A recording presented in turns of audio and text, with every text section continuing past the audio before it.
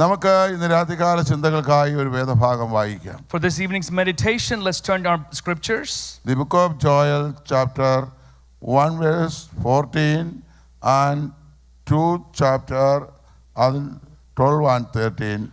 1-14, 2-12, 13 യോവേൽ പ്രവാചകന്റെ പുസ്തകത്തിൽ നിന്ന് വായിക്കാം. It's the book of Joel, chapter 1 verse 14, chapter 2 verse 12 and 13. ഇവിടെ വായിച്ചു കേട്ട തിരുവചനത്തിലേക്ക് ധ്യാനിക്കുമ്പോൾ, when we meditate upon the words of God that we just read, Joel എന്ന വാക്കിന്റെ അർത്ഥം, the meaning of the name Joel, യഹോവ is my God, യഹോവ എൻ്റെ ദൈവം എന്നാണ് എൻ്റെ അർത്ഥം. Yahweh is my God is the meaning of that. കർഷക പുരോഹിതനായിരുന്ന പെതുവേലിന്റെ മകൻ, he is the son of a farmer whose name is Pethuel. പുരോഹിത പ്രവാചകൻ എന്നറിയപ്പെടുന്ന യോവേൽ, he is the prophet of the priest is how he is known.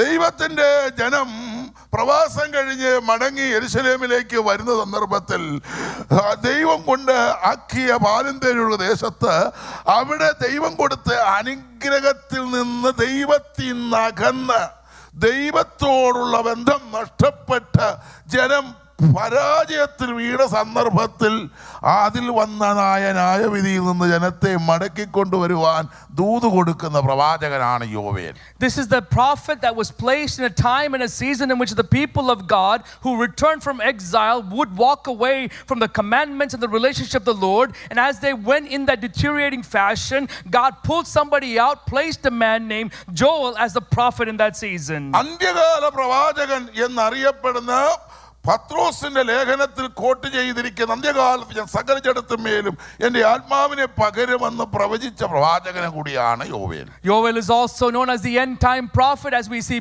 Peter repeating or echoing what Joel said in his scriptures once again in the upper room in the New Testament. യോവേലിന്റെ പ്രവചനകാലം എന്ന് പറയുന്നത് ഇസ്രായേലിന്റെ സുവർണകാലവും കൂടിയായിരുന്നു.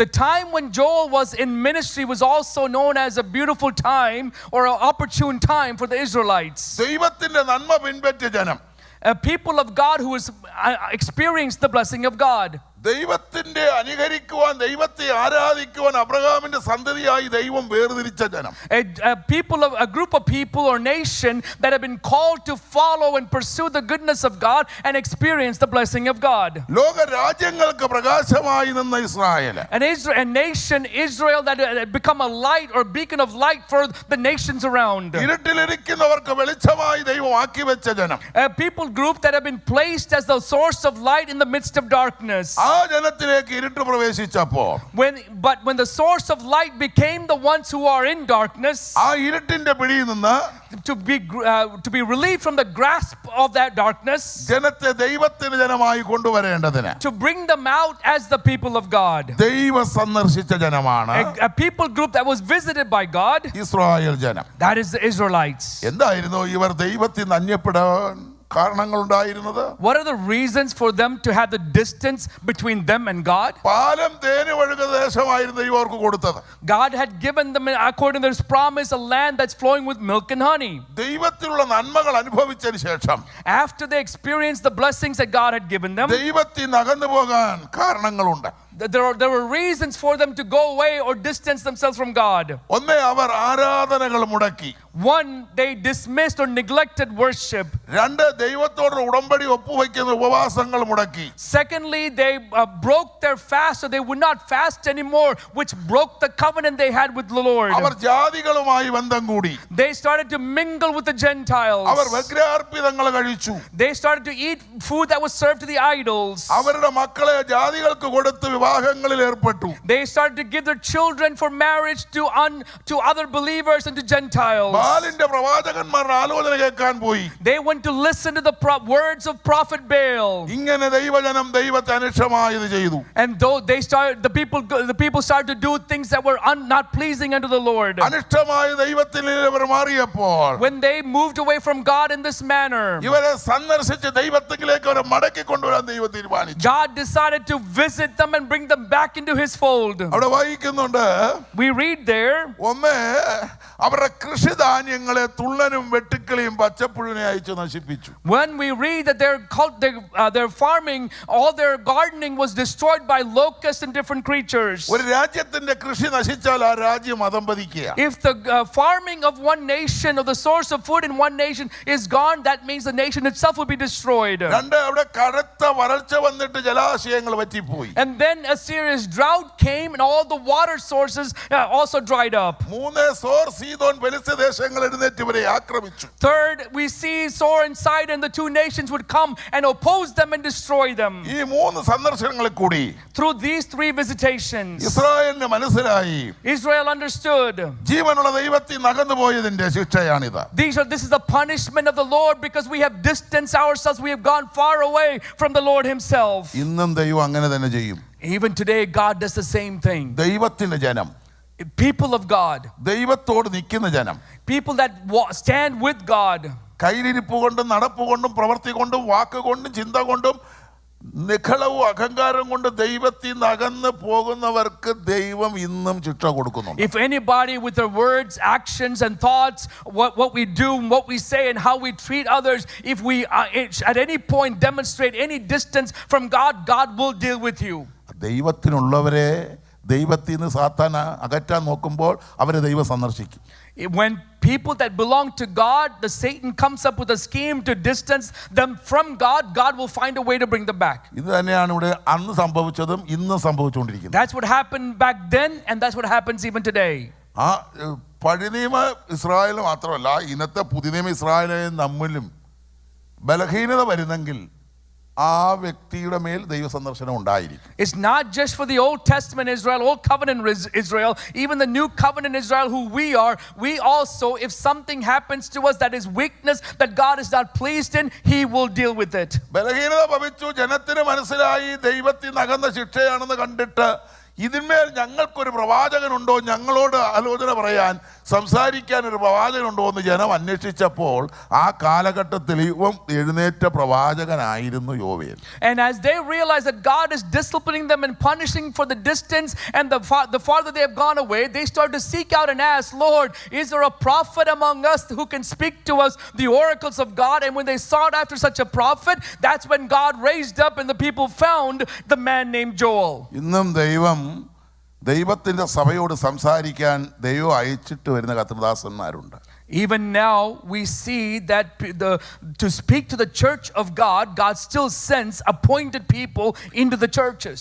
ചർച്ചിലെ pastor കർത്താവിൽ നിന്ന് പ്രാപിച്ച് എത്ര കൊടുത്താലും ചിലർ ഏറ്റെടുക്കൂല. Even no matter how much a pastor prays and prepares and receives from the Lord and shares it with the church, some people in the church will never accept it. ചിലർ അത് ഏറ്റെടുക്കും. Some people will receive it. ചിലർ പറയും ആ pastor വിഷയങ്ങളൊക്കെ അറിഞ്ഞിട്ട് പറഞ്ഞാന്ന് പറയും. Some people will say, oh, the pastor knows what's going on in the church, that's why he's speaking in this manner. ഉടനെ കർത്താവ് പുറത്തുള്ളതിനെ അകത്ത് കൊണ്ടുവരും. So then all of a sudden the Lord will send somebody from the outside to the inside. ഈ ചർച്ചിലെ pastor എന്തൊക്കെ പറഞ്ഞോ അതല്ല ഈ പുറത്തുനിന്ന് വരുന്നതിനെ കൊണ്ട് പറയിപ്പിക്കും. And whatever the pastor has been speaking about, the same thing, the person that comes in from the outside to the inside, the Lord will make him say the same things. അപ്പോൾ നമ്മൾ എന്താ പറയുന്നത് അറിയാമോ? Then you know what we'll say? നമ്മുടെ pastor വന്ന പാസ്റ്റർക്ക് പറഞ്ഞു കൊടുത്തിട്ട് പറയുകയാണ്. Then we'll say, oh, our pastor has told this guest pastor what's happening, what's transpiring so that he could speak accordingly. എന്നിട്ട് അവര് തന്നെ പറയുകയും ചെയ്യും. And then also they'll say, ദൈവം എന്നോട് സംസാരിച്ചു, and God spoke to me. ദൈവത്തിന്റെ സാന്നിധ്യം ഞാൻ അനുഭവിച്ചു. I experienced the presence of God. പിന്നോട് നിന്നോട് പറയുന്ന ആലോചന നീ ഏറ്റെടുക്കാത്ത? Then why is it that you're not willing to receive the counsel of the Lord? പിശാച് സമ്മതിക്കൂല. Because the devil prevents you from doing it. വിശ്വാസ ജീവിതം അനേകരെ തകർത്തുകൊണ്ടിരിക്കുക പിശാച്. Many people's life of faith is being destroyed by the devil on a consistent basis. അനേക സഭകളിലേക്കത്ത് പിശാച് കയറിയിരിക്കുക. And in many churches the devil has given a place. എന്താ കാര്യം? What's the reason? അവന് കയറാൻ ഇടം കൊടുക്കുക. Because we give him the opportunity to come in. ദൈവസഭയ്ക്കകത്ത് പിശാചിന് എന്താ അധികാരം? what is the authority? What's the permission that we should give it to the Satan to come into a church? അവന് കയറാനുള്ള അധികാരം കൊടുത്താൽ അവൻ കയറും. If you give him the opportunity, he will come inside. അതിന് ഇടം കൊടുക്കരുത്. Don't give him that opportunity. അതിനിടം കൊടുക്കാതിരിക്കണമെങ്കിൽ For us to not to have that opportunity given, നിന്റെ സംശയം എന്ന ആത്മാവിനെ ത്യജിക്കാനുള്ള കൃപ നിനക്കുണ്ടാകും. you must have the grace to neglect or reject the spirit of doubt that is in you. സംശയിക്കുന്നവർ ദൈവത്തിന്റെ സന്നിധി നിലനിൽക്കുകയില്ല. Anybody who doubts cannot stand or withstand in the presence of God. Our കടത്തിരമാലയ്ക്ക് സമനാണ്. They are like the waves of the sea. വിശ്വസിച്ചാൽ നീ ദൈവത്തിന്റെ മഹത്വം കാണും. If you believe, you will see the glory of God. നിന്റെ വിശ്വാസം പോലെ നിനക്ക് ഭവിക്കട്ടെ. Let it be according to how you have believed. വിശ്വസിക്കുക മാത്രം ചെയ്യുക എന്ന് ദൈവത്തിന്റെ മഹത്വം കാണും. If you believe and simply believe only, you will see the glory of God. സുവിശേഷത്തിൽ പരിശോധിച്ചാൽ യേശു പറഞ്ഞിട്ടുള്ള വാക്കുകൾ ഇതാണ്. This is what you see if you examine the Gospels. അത് വിശ്വസിച്ചവർക്ക് വിടുതൽ നടന്നിട്ടുണ്ട്.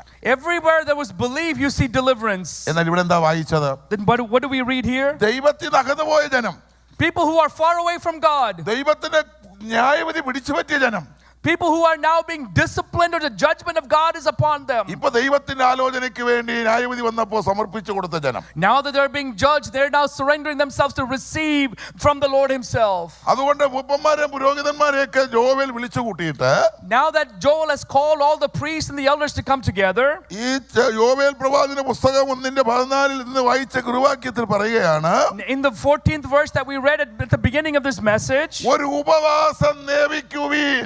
consecrate a fast. എന്താണ് ഉപവാസം? What is fasting? ദൈവത്തോടുകൂടെ വസിക്കുന്നതാണ്. It's to live with God. ഈ ദൈവസഭ ഈ 9-ാം മാസവും വരുന്ന ഒക്ടോബർ മാസം 10-ാം മാസവും കണക്കാക്കി വച്ചിരിക്കുന്നതായിട്ടുള്ള ഈ ഉപവാസം എന്ന് പറയുന്നത് ഇവിടെയുള്ള ദൈവജനത്തിന് ദൈവത്തോടുള്ള ഉടമ്പടിയിൽ ഒപ്പുവയ്ക്കുന്നതാണ് ഉപവാസം. What we are doing here in the 9th month of this year, as we move into the 10th month of this year, what we're doing with this fasting is to restore or to be returned to the covenant that we have with our God. ദൈവത്തോടുള്ള ഉടമ്പടിയാണ്. It is the promise of the covenant that we have. പിന്നെ ചിലർക്ക് ഇന്ന് ഉപവാസം പ്രാർത്ഥന എന്ന് പറയുമ്പോൾ മുഖം വളിക്കും. But for some, when we hear fasting and prayer, their countenance change. അവർ പറയും ഇതൊക്കെ പണ്ടത്തെ അപ്പച്ചനമ്മച്ചിമാരുടെ കെട്ടുകഥയാണ് ഉപവാസം എന്ന് പറയുന്നത്. Some people will say these are the old wives' tales. These are tales and stories of things that our grandfathers have done in the past. ദൈവ അനുഗ്രഹമെല്ലാം തന്നിരിക്കെ പിന്നെ എന്തിനാ ഇനി പട്ടിണി കിടക്കുന്നതെന്ന് ചോദിക്കുന്നവരുണ്ട്. There are people who ask, God has blessed us with everything. What's the reason to fast from food, for example? ചിലർക്ക് ഉപവാസം ഇഷ്ടമല്ല. Some people don't like fasting. അവരതിനെ എതിർക്കും. They reject it. They oppose it. അവര് അതിന് വരികയില്ല. They don't come to those things. അവര് പറയും എനിക്ക് അന്ന് തിരക്കാന്ന് പറയും. They'll say, oh, I was busy those days. എപ്പോഴൊക്കെ സഭയിൽ ഉപവാസവും സ്പെഷ്യൽ യോഗങ്ങൾ വെക്കുന്നു അപ്പോഴൊക്കെ ചിലർക്ക് വരാൻ ഭയങ്കര തിരക്കാണ്. Whenever church has fasting and prayer or special prayer meetings, there are people who are always too busy to come to those things. ചില ഡബിൾ ഡ്യൂട്ടിക്ക് പൊക്കളയും. Some people go take a second shift. പക്ഷെ ഒരു കാര്യമുണ്ട്. But there's a thing. ഇങ്ങനെയുള്ളവര് ദൈവമായുള്ള ഉടമ്പടിയിൽ നിന്ന് അകന്നു പോവുക. What's happening is these types of people are walking away from the covenant they have with the Lord. ഈ അകന്നു പോകുക എന്ന് പറഞ്ഞാൽ സാത്താൻ അകറ്റിക്കൊണ്ട് പോകുക എന്നാണ് അർത്ഥം. To be far away means the devil is creating a gap between you and God. കർത്താവിനോട് ചേർന്നിരിക്കുക. Let's come near, draw near to God. സുവിശേഷം വായിച്ചാൽ When we read the Gospels, യേശു ആകെ ഉപവസിച്ചത് 3.5 വർഷത്തെ ശുശ്രൂഷയ്ക്ക് വേണ്ടി 40 ദിവസമാണ് ഉപവസിച്ചത്. For 3.5 years worth of ministry, what Jesus Christ did was he fasted for 40 days. 40 ദിവസത്തെ ഉപവാസം കർത്താവിന്റെ 3.5 വർഷ ശുശ്രൂഷയ്ക്കിടയായി. The 40 days of fasting that Jesus Christ undertook prepared him for 3.5 years worth of ministry. ചിലര് കൂടെ ഉപവാസമായിരിക്കും.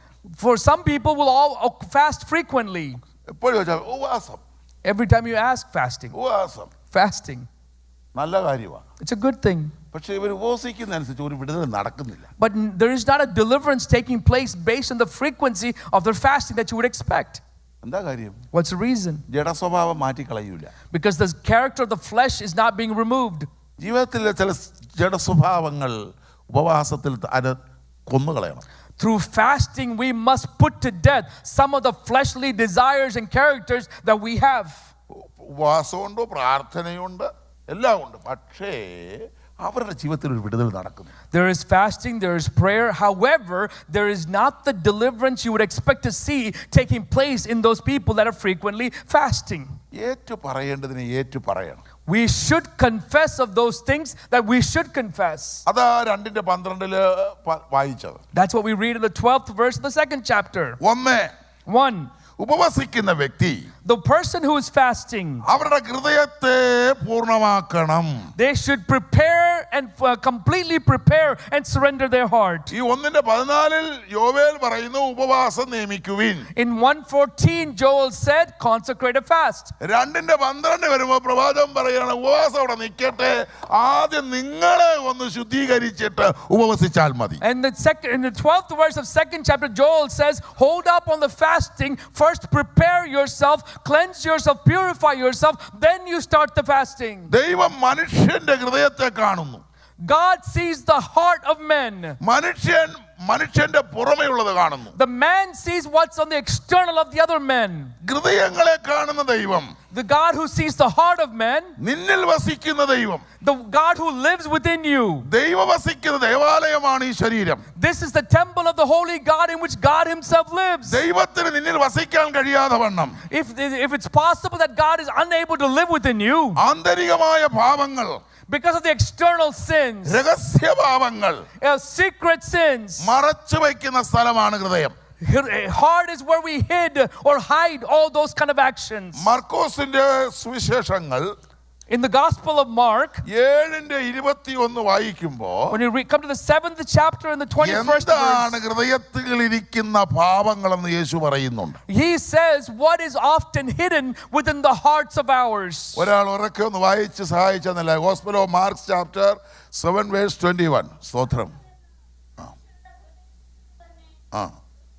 ദുർചിന്ത, വ്യഭിചാരം, പരസംഗം, കൊലപാതകം, മോഷണം, അത്യാഗ്രഹം, ദുഷ്ടത, ചതി, ദുഷ്കർമ്മം, വിടക്ക് കണ്ണ്, ദൂഷണം, അഹങ്കാരം, മൂഢത. ഹൃദയത്തിൽ ഇരിക്കുന്ന ഒരു മനുഷ്യ ഹൃദയത്തിൽ ഇരിക്കുന്ന രഹസ്യ പാപം, ദൈവത്തിൽ നിന്ന് അകറ്റുന്ന, ദൈവമായുള്ള ബന്ധത്തിൽ നിന്ന് തകർക്കുന്ന ആദാമി പാപത്തിൻ്റെ ആന്തരിക പാപത്തെക്കുറിച്ചാണ് യേശു പറയുന്നത്. What Jesus is referring to here is what is inside of us, what is stored up in our heart hidden. These are the sins that puts us in a distance or moves us away from our relationship and covenant with our holy God. ഈ ആന്തരിക പാപം പിതാവായ ദൈവം യേശുവിനെ കൊണ്ട് പറയിപ്പിക്കുമ്പോൾ, when these eternal sins are being called out by God himself through Jesus Christ, മനുഷ്യന്റെ ഭാഗ്യപാപത്തെ യേശു ക്രിസ്തു പൗലോസിനെ കൊണ്ട് പറയിപ്പിക്കുന്നുണ്ട്. The external sins are something that Paul is asked by the Lord to speak to. Galatia ലേഖനങ്ങൾ, അതായത് ഗലേഷ്യൻസ് ചാപ്റ്റർ 5:19 തൊട്ട് വായിക്കുമ്പോൾ, ഗലാത്യർ 5:19 മുതൽ വായിക്കുമ്പോൾ അവിടെ ദുർനടപ്പ്,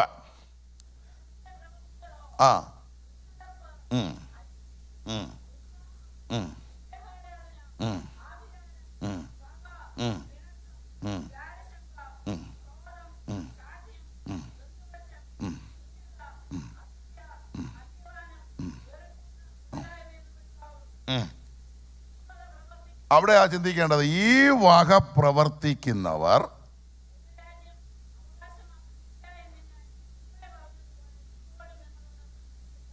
അമേരിക്കയിലായിരുന്നാലും ഇംഗ്ലണ്ടിലായിരുന്നാലും ഇന്ത്യയിലായിരുന്നാലും ഓസ്ട്രേലിയയിലായിരുന്നാലും ഏത് രാജ്യത്തായിരുന്നാലും, no matter what country we may live in, ഇതിലേതെങ്കിലും ഉള്ള ഒരു വ്യക്തി, if we have any of these listed characteristics or behaviors within us, സ്വർഗരാജ്യത്തിന്റെ പടി ചവിട്ടൂലെന്നാണ് പറഞ്ഞത്. we will not even come to the entrance of the kingdom of God. നമ്മൾ രക്ഷിക്കപ്പെട്ടവരാ, We are saved, സ്നാനപ്പെട്ട്, we are baptized, ജീവപുസ്തകത്തിൽ പേരെഴുതിപ്പെട്ട്, our names are written in the book of life, പരിശുദ്ധാത്മാവിനെ പ്രാപിച്ചു, we have received the Holy Spirit, അന്യഭാഷയോട് ദൈവത്തോട് സംസാരിക്കുന്നു, we speak to the Lord in tongues, നല്ലോണം പ്രാർത്ഥിക്കുന്നു, we pray really well, അനേകരോട് സുവിശേഷം പറയുന്നു, we share the gospel with many others, ഉപവസിക്കുന്നുണ്ട്, we fast, ദൈവത്തിന് വേണ്ടി ദശാംശം കൊടുക്കുന്നുണ്ട്, we give tithes unto the Lord, നല്ലോണം ആരാധിക്കുന്നുണ്ട്, we worship really well, സമർപ്പിച്ച് ദൈവത്തിന്റെ വചനം പ്രസംഗിക്കുന്നുണ്ട്, we surrender and submit and preach the word of God, ആത്മാക്കളെ നേടുന്നുണ്ട്. we are gaining souls. ഇതെല്ലാം ചെയ്തിട്ട് After doing all this, സ്വർഗരാജ്യത്തിൽ കയറാൻ to come into the kingdom of God, ഭാഗ്യം കിട്ടിയില്ലെങ്കിൽ, if you don't have the privilege, ഇത് ഇത്രയും ചെയ്തിട്ട് എന്തോ പ്രയോജനം? what's the benefit of having done all these? സ്തോത്രം. Amen. ഞാനിവിടെ നിന്ന് നിങ്ങളുടെ മുമ്പിൽ ദൈവം തരുന്ന വചനമെല്ലാം പ്രസംഗിച്ചിട്ട് എനിക്ക് അവിടെ ചെല്ലാൻ കഴിഞ്ഞില്ലെങ്കിൽ ഞാൻ ഈ പുസ്തകം എടുത്തുകൊണ്ട് നടന്ന് പ്രസംഗിച്ചിട്ട് വല്ല കാര്യമുണ്ടോ? I stand here and preach the word of God, the words of God that have been given to me by the Lord himself, but if I don't make it to the kingdom of God or to the heavens, is there any benefit to me for me carrying this word of God and preaching it? ഒരിടത്തൊരു നേതാവ് പ്രസംഗിച്ചപ്പോൾ ഒരു സംഘടനാ നേതാവ് പറയുക, ഞാൻ അദ്ദേഹത്തിൻ്റെ കുറ്റബോധം കൊണ്ട് പറഞ്ഞതാ, സ്വത്രം, ഞാൻ സംഘടന ഇത്ര വർഷക്കാലം ഇന്ന സ്ഥാനത്തിരുന്നു, ഞാൻ കർത്താവിന് വേണ്ടി ചെയ്തു, കാര്യങ്ങളെല്ലാം ശരിയാ, പക്ഷേ സ്വർഗരാജ്യത്ത് ചെല്ലുമ്പോൾ എനിക്ക് അവിടെ സീറ്റ് കിട്ടുന്നില്ലെങ്കിൽ ചിലപ്പോൾ ഈ വചനമെടുത്ത് ഇത്രയും നാൾ നടന്നുകൊണ്ട് എന്നെ നരകത്തിൽ പറഞ്ഞു വിടാൻ കർത്താവിന് നാണക്കേട് തോന്നിയിട്ട് ചിലപ്പോൾ അവിടെ ഇരിക്കുന്ന വിശുദ്ധന്മാർക്കും വിശുദ്ധമതികളെയും കസേര തൂക്കാനും തുടയ്ക്കാനും ആയിരിക്കാം ചിലപ്പോൾ എനിക്ക് അപ്പോയിൻമെൻ്റ് കിട്ടുന്നതെന്ന ഒരു നേതാവ് പറഞ്ഞു. അദ്ദേഹം വേദനയോടെയാണ് പറഞ്ഞത്. And a leader of an organization, perhaps of the conviction, perhaps of the sorrow that he had within his heart, he said, throughout my ministry time, I've held many positions and sat on many leadership positions and so forth. And now after having spent all this time as a leadership of the institution and served the God and preached from the word of God, if I get there, will God be humiliated enough or felt like he was being mocked enough to say, I don't want you to send to hell, so having pity on me, will he make me come and just clean the seats where all the saints of God are sitting? ഇന്ന് എന്നെക്കുറിച്ച് ദൈവദാസൻ പരിചയപ്പെടുത്തി. Our pastor introduced the servant of God to us. നിങ്ങളെല്ലാം കേട്ട് ഞാൻ എവിടുന്ന് വന്നതാണ്. You all heard from what background I came. എപ്പോഴും ഞാൻ വന്ന വഴികൾ മറന്നു പോയിട്ടില്ല ഇതുവരെ. Even to now I haven't forgotten the path that I have traveled and where I have come from. എന്നെ എവിടുന്നാ കൊണ്ടുവന്നത്? Where did God bring me from? എന്നെ എവിടുന്നാ ദൈവം വിളിച്ച് നടത്തുന്നത്? Where did God call me and make me walk? എവിടം വരെ ഞാൻ ഓടി? How far I have run? 30 വർഷമായി ഈ ശുശ്രൂഷ നിൽക്കുക ഞാൻ. For 30 years I've been in this ministry. ഞാൻ ഇപ്പോഴും പ്രാർത്ഥിക്കുന്ന ഒരു കാര്യമുണ്ട്. But there's one thing I still pray. കുശവന്റെ കയ്യിലെ കളിമണ്ണ ഞാൻ. I am the clay in the potter's hands. നിന്റെ ഇഷ്ടത്തിന് എന്നെ പണിയണം. You will build me according to what you want. എൻ്റെ ഇഷ്ടത്തിൽ എന്നെ പണിയണ്ട. Don't mold me according to my desire. നിന്റെ ഇഷ്ടത്തിൽ എന്നെ പണിയണം. Fashion me according to who you want me to be. നിന്റെ ശുശ്രൂഷ ചെയ്യുമ്പോൾ എന്നെ അങ്ങേ അവിടത്തേക്ക് വിളിക്കണം. When your assignment for you is done, call me home. ലോകത്തിലേക്ക് നോക്കി സഞ്ചരിക്കാതെ, don't let me travel in this life with looking at the world. എനിക്ക് വെച്ചിരിക്കുന്ന ഒരു കിരീടം നോക്കി ഞാൻ യാത്ര ചെയ്യണം. I will look to the crown that God has placed for me and I will travel accordingly. ലോകത്തിലേക്ക് നോക്കി ഓടിയവർ വീണു, അനേകർ വീണുപോയി. Everybody who has run the race looking into the world has fallen away. അനേകർ വീണുകൊണ്ടിരിക്കുന്നു. And even now people are falling away. ഇനിയും ചിലർ വീഴാൻ തക്കവണ്ണം നോക്കിക്കൊണ്ടിരിക്കുന്നു. And now some people might still fall away. ഞാനോ, as for me, ഇവിടെ ഇരിക്കുന്ന നിങ്ങളും, and as for all of us, ഇവിടെ ഒന്നും അല്ല രക്ഷ. this is not where the salvation is. രക്ഷ കർത്താവിൽ നിന്നാ. Salvation belongs to the Lord.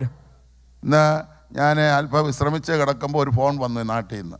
As I was resting this afternoon, I received a phone ഞാൻ call. ബഹുമാനിക്കുന്ന സ്നേഹിക്കുന്ന ഒരു ദൈവദാസി പെട്ടെന്ന് മരിച്ചുപോയി.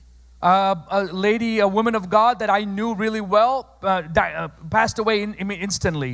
സ്തോത്രം. PMG ചർച്ചിന്റെ ഒരു നേതാവായിരുന്ന പാസ്റ്റർ MA വർഗീസിന്റെ ഭാര്യ പെട്ടെന്ന് ക്യാൻസർ വന്നു, അറിഞ്ഞില്ല. സ്തോത്രം. അവർ ഹല്ലേലൂയ അത് ന്യൂജേഴ്സിയിൽ വന്ന് മകളെ കാണാൻ വന്ന് ഇവിടെ വന്ന് ഇപ്പോൾ മരിച്ചുപോയെന്നൊരു വാർത്ത കേൾക്കാം. Late Pastor M.A. Verghese' wife, she has come to New Jersey to visit her daughter. Unexpectedly she found out that she had cancer and unexpectedly she passed away, and that's the news I heard. അവരൊരു സ്കൂളിലെ headmistress ആയിരുന്നു. She was a principal at a school. അദ്ദേഹവും ഒരു headmaster ആയിരുന്നു സ്കൂളിൽ. Her husband was also a principal at a school. ഒരുപാട് സഭകൾ അവർ PMGയുടെ സഭകൾ സ്ഥാപിച്ചവരാ. They established many churches among the PMG denomination. അവരുടെ മക്കൾക്കെല്ലാം എൻ്റെ അടുത്ത് വന്ന് പ്രാർത്ഥിച്ച ഓരോരുത്തരുടെയും വിവാഹം നടന്നത്. And all their kids came to me for prayer and that's how the weddings were all arranged. അവരുടെ വീട്ടിലേക്ക് എന്നെ വിളിച്ചിട്ടുണ്ട്. They have called me to their house. അവരെനിക്ക് ആഹാരം തന്നിട്ടുണ്ട്. They have given me food. എനിക്ക് സ്തോത്രാഴ്ച തന്നിട്ടുണ്ട്. They have given me love offerings. എൻ്റെ ചർച്ചിൽ വന്നവർ പ്രാർത്ഥിച്ചിട്ടുണ്ട്. They have come to my church and prayed. എനിക്ക് ഓഫറിംഗ് തന്നിട്ടുണ്ട്. They have given me love offerings. വളരെ എന്നെ സ്നേഹിക്കുന്ന ബഹുമാനിക്കുന്ന ഞാൻ ആദരിക്കുന്ന ഒരു കുടുംബമാണ് അവർ. And they love me and similarly I love and honor that family as well. ആ ദിവദാസി പെട്ടെന്ന് നീങ്ങിപ്പോയത്. Unexpectedly she passed away. ഞാൻ പറഞ്ഞത്, what I'm saying, ഇവിടെ ശാശ്വതമല്ല. Nothing is eternal here. ഇവിടെ ആർക്ക് ശാശ്വതമല്ല. Nothing is permanent here. ഇവിടെ ഞാൻ നിങ്ങളുടെ മുമ്പിൽ നിൽക്കുക. I am standing here before you. എനിക്കൊരു ചെറിയ നെഞ്ചുവേദന വന്നാ മതി. It's just a small chest pain is all that is needed ഞാൻ ഇവിടെ വീഴും. for me to fall down. പക്ഷേ എന്റെ ജഡം ഇവിടെ വീഴൂ. Only my flesh falls down. എന്തുകൊണ്ടാ? Reason being, ഇത് മണ്ണിൽ നിന്ന് എടുത്തതാ. because it came from dust. ഇത് മണ്ണിലോട്ടേ വീഴൂ. It only goes to dust. ഈ ജഡം നിർത്തിയിരിക്കുന്നത് എന്തുകൊണ്ടാ? What's holding this flesh up? മണ്ണിന്റെ കൃഷിഫലമാകുന്ന ആഹാരവും മണ്ണിന്റെ വെള്ളവുമാണ് ഈ ജഡത്തെ താങ്ങി What നിർത്തിയിരിക്കുന്നത്. we see in the cultivation, the water and the fertilizers, it's the nutrients that we receive from the dirt itself that upholds his body. പക്ഷെ ഞാൻ ഇവിടെ നിന്ന് സംസാരിക്കുമ്പോ, But when I speak, ഞാൻ ചിന്തിക്കുമ്പം, when I think, ഞാൻ നടക്കുമ്പോ, when I walk, ഞാൻ പ്രവർത്തിക്കുമ്പോ, when I work, അത് മണ്ണിന്റെ കൃഷിഫലമോ വെള്ളമോ അല്ല. it's not because of the minerals of the dirt. അത് സ്വർഗത്തിൽ നിന്ന് ഊതി തന്ന ജീവനായത്. It's the life that was breathed into me from heaven. അത് ഈ മണ്ണിൽ ഇരിക്കുന്നത് കൊണ്ടാണ് ഇത് ചലിക്കുന്നത്. It's because it's in the dirt that it moves. ഇത് ആ ജീവനുള്ളത് കൊണ്ടാണ് നമ്മൾ ഈ മേലോട്ട് മേലോട്ട് ശ്വാസം മൂക്കിലോട്ട് വലിച്ചു കിട്ടുമ്പം ഏയും താഴോട്ട് വലിച്ചിറക്കുമ്പോ ഷൂവും. അപ്പൊ കേറിയില്ലെങ്കിൽ ഷൂ ആണെന്നുള്ള കാര്യം ആരും മറന്നു പോകരുത്. That's why when we breathe in Malayalam, you can use the syllables to sound out Yeshu or Jesus, which means if the A doesn't go up, you're nothing. ചിലർ ഇതിനകത്ത് കിടന്ന് അഹങ്കരിക്കുന്നത് കാണാം. I see some people being arrogant in the flesh. ചില പാസ്റ്റർമാർക്ക് നേരെയൊക്കെ സംസാരിക്കുമ്പോൾ നമ്മൾ ഞെട്ടിപ്പോവും. As I see some people speaking against the pastors, it's somewhat frightening. കൈ മുറുക്കിക്കൊണ്ട് ആ പാസ്റ്ററോട് സംസാരിക്കും. They roll up their fist and speak to the pastor. ഒരു pastor ചിരിച്ചിട്ട് പറഞ്ഞു, കുഞ്ഞുവാനെ നീ ഒന്നും കൂടെ പോയി രക്ഷിക്കപ്പെട്ട് സ്ഥാനപ്പെടണമെന്ന് പറഞ്ഞു. So one pastor, when one person did this, talked to the pastor in a very disrespectful manner. He said, brother, you need to go and be saved again and be baptized again. കാരണം പുള്ളിയാണ് അവിടെ ഏറ്റവും കൂടുതൽ ദശാംശം കൊടുക്കുന്ന ആള്. He is the one who gives the most tithes. പുള്ളിയാണ് അവിടുത്തെ ഏറ്റവും വലിയ ധനാഢ്യനായ വിശ്വാസി. He is also the most wealthiest in the church. പുള്ളിക്ക് മക്കളും ഒക്കെ ഉണ്ട്, ഇഷ്ടം പോലെ ധനമുണ്ട്, കാറുകളുണ്ട്, വീടുകളുണ്ട്, എസ്റ്റേറ്റ് ഉണ്ട്, ബാങ്ക് ബാലൻസ് ഉണ്ട്. ഇതെല്ലാം ഉള്ളതും ഒക്കെ പുള്ളി കുറച്ച് ഇംഗ്ലീഷും ഒക്കെ അറിയാം. മറ്റ് പല ഭാവങ്ങളൊക്കെ വിളിക്കുന്നുണ്ട്. ഇവിടെ ഇരിക്കുന്നവരെല്ലാം വെറും ശുക്കള്, ഞാൻ മാത്രമേ ഉള്ളൂ വലിയവൻ എന്നുള്ള രീതിയിൽ സംസാരിച്ച പാഷ ഒരു ദിവസം നല്ല രണ്ടനത്ത് കൊടുത്തു. അപ്പൊ അതിന്മേൽ പുള്ളിക്ക് കിട്ടിയ അടിയിന്മേലാണ് പുള്ളി പാഷക്ക് നേരെ വിറച്ചോണ്ട് നിന്നത്. So he is the wealthiest in the church. His kids, his grandkids, they're all doing well. He has cars, houses, property, wealth. He's got all of that. So he looks at others and say, I'm the best amongst all the people in the church. I'm the better of all of them. And in one morning, as the pastor was giving the message, he received something from the message that was convicting. In response, he retaliated against the pastor in this manner. ഞാൻ world വിഷനിൽ work ചെയ്തപ്പോൾ അവരുടെ സ്കൂളിലെ കുട്ടികളെ പഠിപ്പിച്ചിട്ടുണ്ട്. When I was working in World Vision, I was teaching the students there. അതിൽ മലയാളം പഠിപ്പിച്ചപ്പം ഈ കുഞ്ചൻ നമ്പ്യാർ എന്നൊരു രസികനായ കവിയുണ്ട്. Kunchan Nambiar. There's when we teach the Malayalam language, there's a poet known as Kunjan Nambiar. He's a sort of a comical poet. അപ്പൊ അദ്ദേഹത്തിന്റെ ആ കവിതയിൽ അദ്ദേഹം പാടിയത് ഞാൻ കുട്ടികളെ പഠിപ്പിച്ചപ്പോ എനിക്ക് അന്ന് അത് യഥാർത്ഥത്തിൽ ആഴത്തിലുള്ള അർത്ഥമൊന്നും കുട്ടികൾക്ക് പറഞ്ഞു കൊടുക്കാനുള്ള അറിവൊന്നും ഉണ്ടായിരുന്നില്ല. So when I was teaching the poems of this poet to the kids there, I didn't have the knowledge in that moment at that time to give them the deeper understanding of what the poetry was about. ഞാൻ രക്ഷിക്കപ്പെട്ട് സഭയിൽ വന്നപ്പോഴാ കുഞ്ഞൻ നമ്പ്യാർ പാടിയ പാട്ടിന്റെ അർത്ഥം എനിക്ക് മനസ്സിലാകും. It's after I was saved and I became a member of a church that I understood the meaning of what Kunjan Nambiar the poet was singing.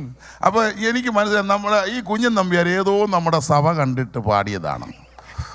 And then I realized that this poet had seen or observed our churches, and that's a result of him writing this poetry.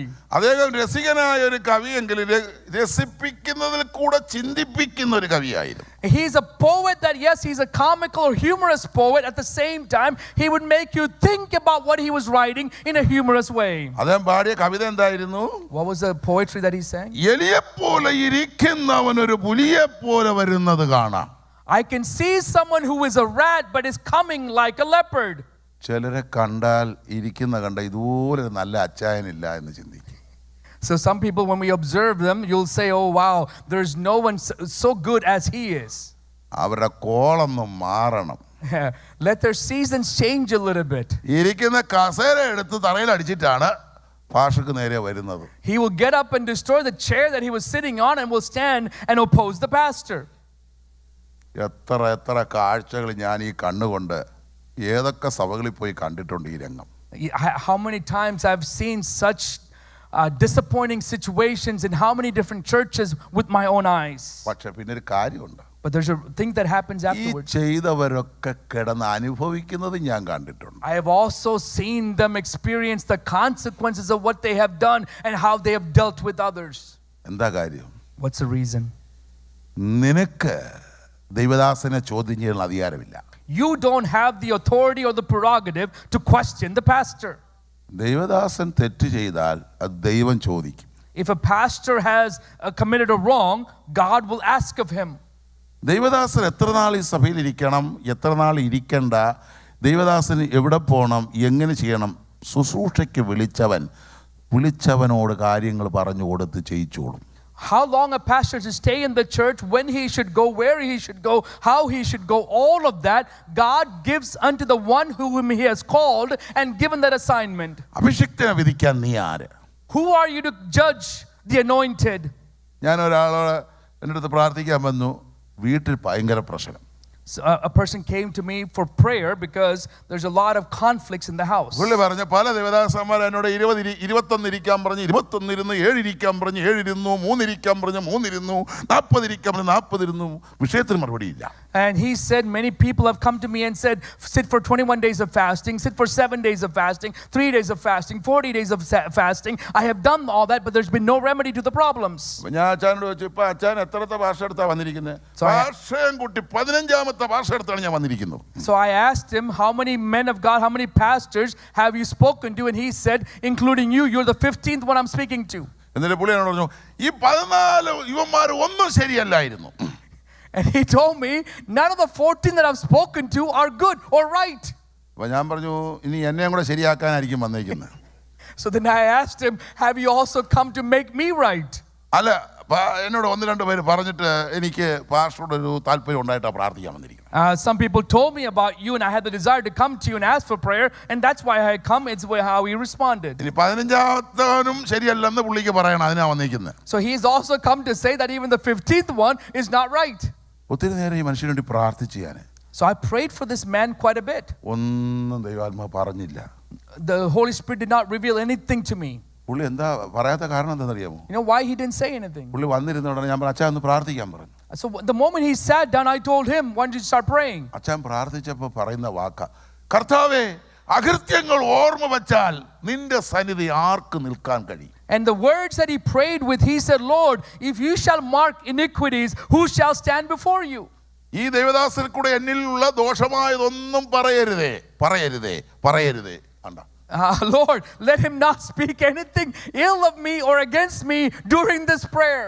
സ്വർഗീയമായത് മാത്രം പറയണമേ, ദോഷമായതൊന്നും പറയരുതേ. Only divine things should be revealed to him. Nothing that is wrong in me should be disclosed to him. ഉള്ളിൽ കിടക്കുന്നതെല്ലാം ദോഷമായതാ, സ്വർഗീയമായതൊന്നും കർത്താവിന് പറയാനില്ലായിരുന്നു. അതുകൊണ്ട് ദോഷമായതൊന്നും പറയല്ലെന്ന് പറഞ്ഞപ്പോൾ കർത്താവ് ഒന്നും പറഞ്ഞില്ല. So since the man prayed, Lord, nothing that should be corrected within me should be disclosed. Only divine things should be disclosed. God said there's nothing else to disclose except for your wrongs. So then God stayed quiet. ഞാൻ പറഞ്ഞു, അച്ഛാ എനിക്ക് ദൈവം ഒന്നും തരുന്നില്ല, അതുകൊണ്ട് പൊന്നച്ഛൻ അങ്ങ് പോയേക്കാൻ പറഞ്ഞു. So I told the man, the Lord is not revealing anything to me, so I'm asking you to leave. അച്ഛൻ്റെ പേരും പൊന്നച്ഛനായിരുന്നു. His name is Ponnachan. സ്വത്രം. ഈ അച്ഛൻ അങ്ങോട്ട് ഒന്നും തന്നില്ലയോ? ഞാൻ പറഞ്ഞു, ഒന്നും തന്നില്ല. So he asked me, Lord didn't reveal anything to you, and I said no. പുള്ളി ഉടനെ പോക്കറ്റിൽ കൈയിട്ടു. So he took his hands into his pocket. ഒത്തിരി 500 നോട്ട് ഇഞ്ഞ് താഴെ വീണു. So some $500 rupee currency fell out of his pocket. എന്നിട്ട് പുള്ളി അതെല്ലാം കൈ കൊണ്ട് താഴെ നിന്ന് എടുത്തു. And he picked it all up from the floor. പ്രാർത്ഥിച്ചു കഴിയുമ്പോൾ പാസ്റ്റർക്ക് തരാൻ ഞാൻ കൊണ്ടുവന്നത് ഇത്രയും. He held it up and said, this is the bundle of money I brought with me to give unto you after you had prayed.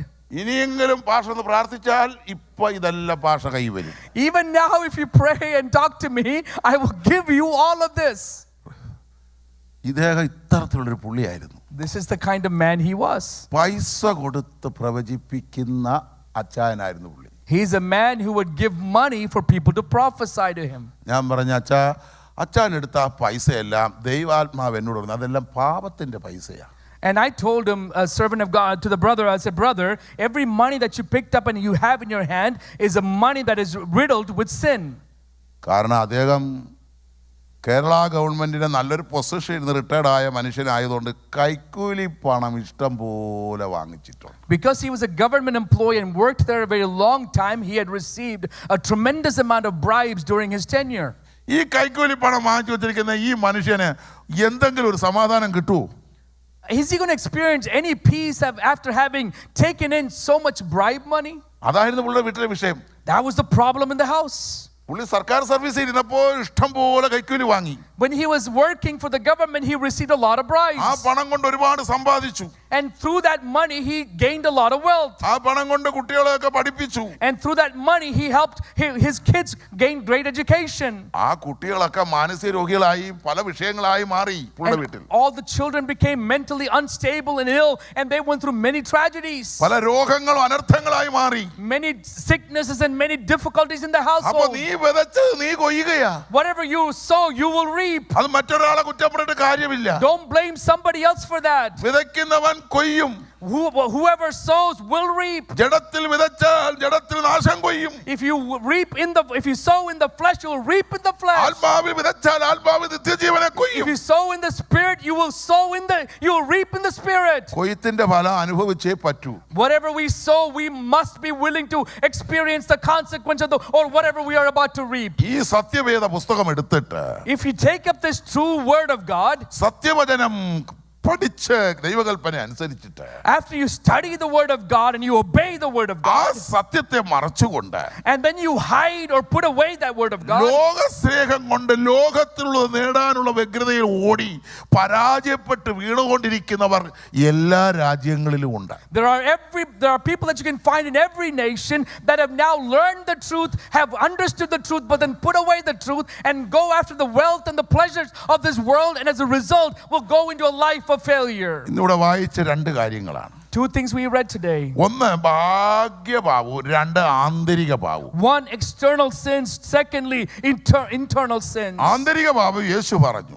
Internal sins, Jesus disclosed. ഭാഗ്യഭാവം പൗലോസ് പറഞ്ഞു. External sins, Paul disclosed. ഇതിൽ രണ്ടും ഒരേപോലെ ചേർന്ന് വരുന്ന ഒരു ആലോചനയാണ് ദുർചിന്ത എന്ന് യേശു പറഞ്ഞ വാക്കിന് ജഡത്തിൽ വരുമ്പോൾ പൗലോസ് പറഞ്ഞ ദുർനടപ്പ്.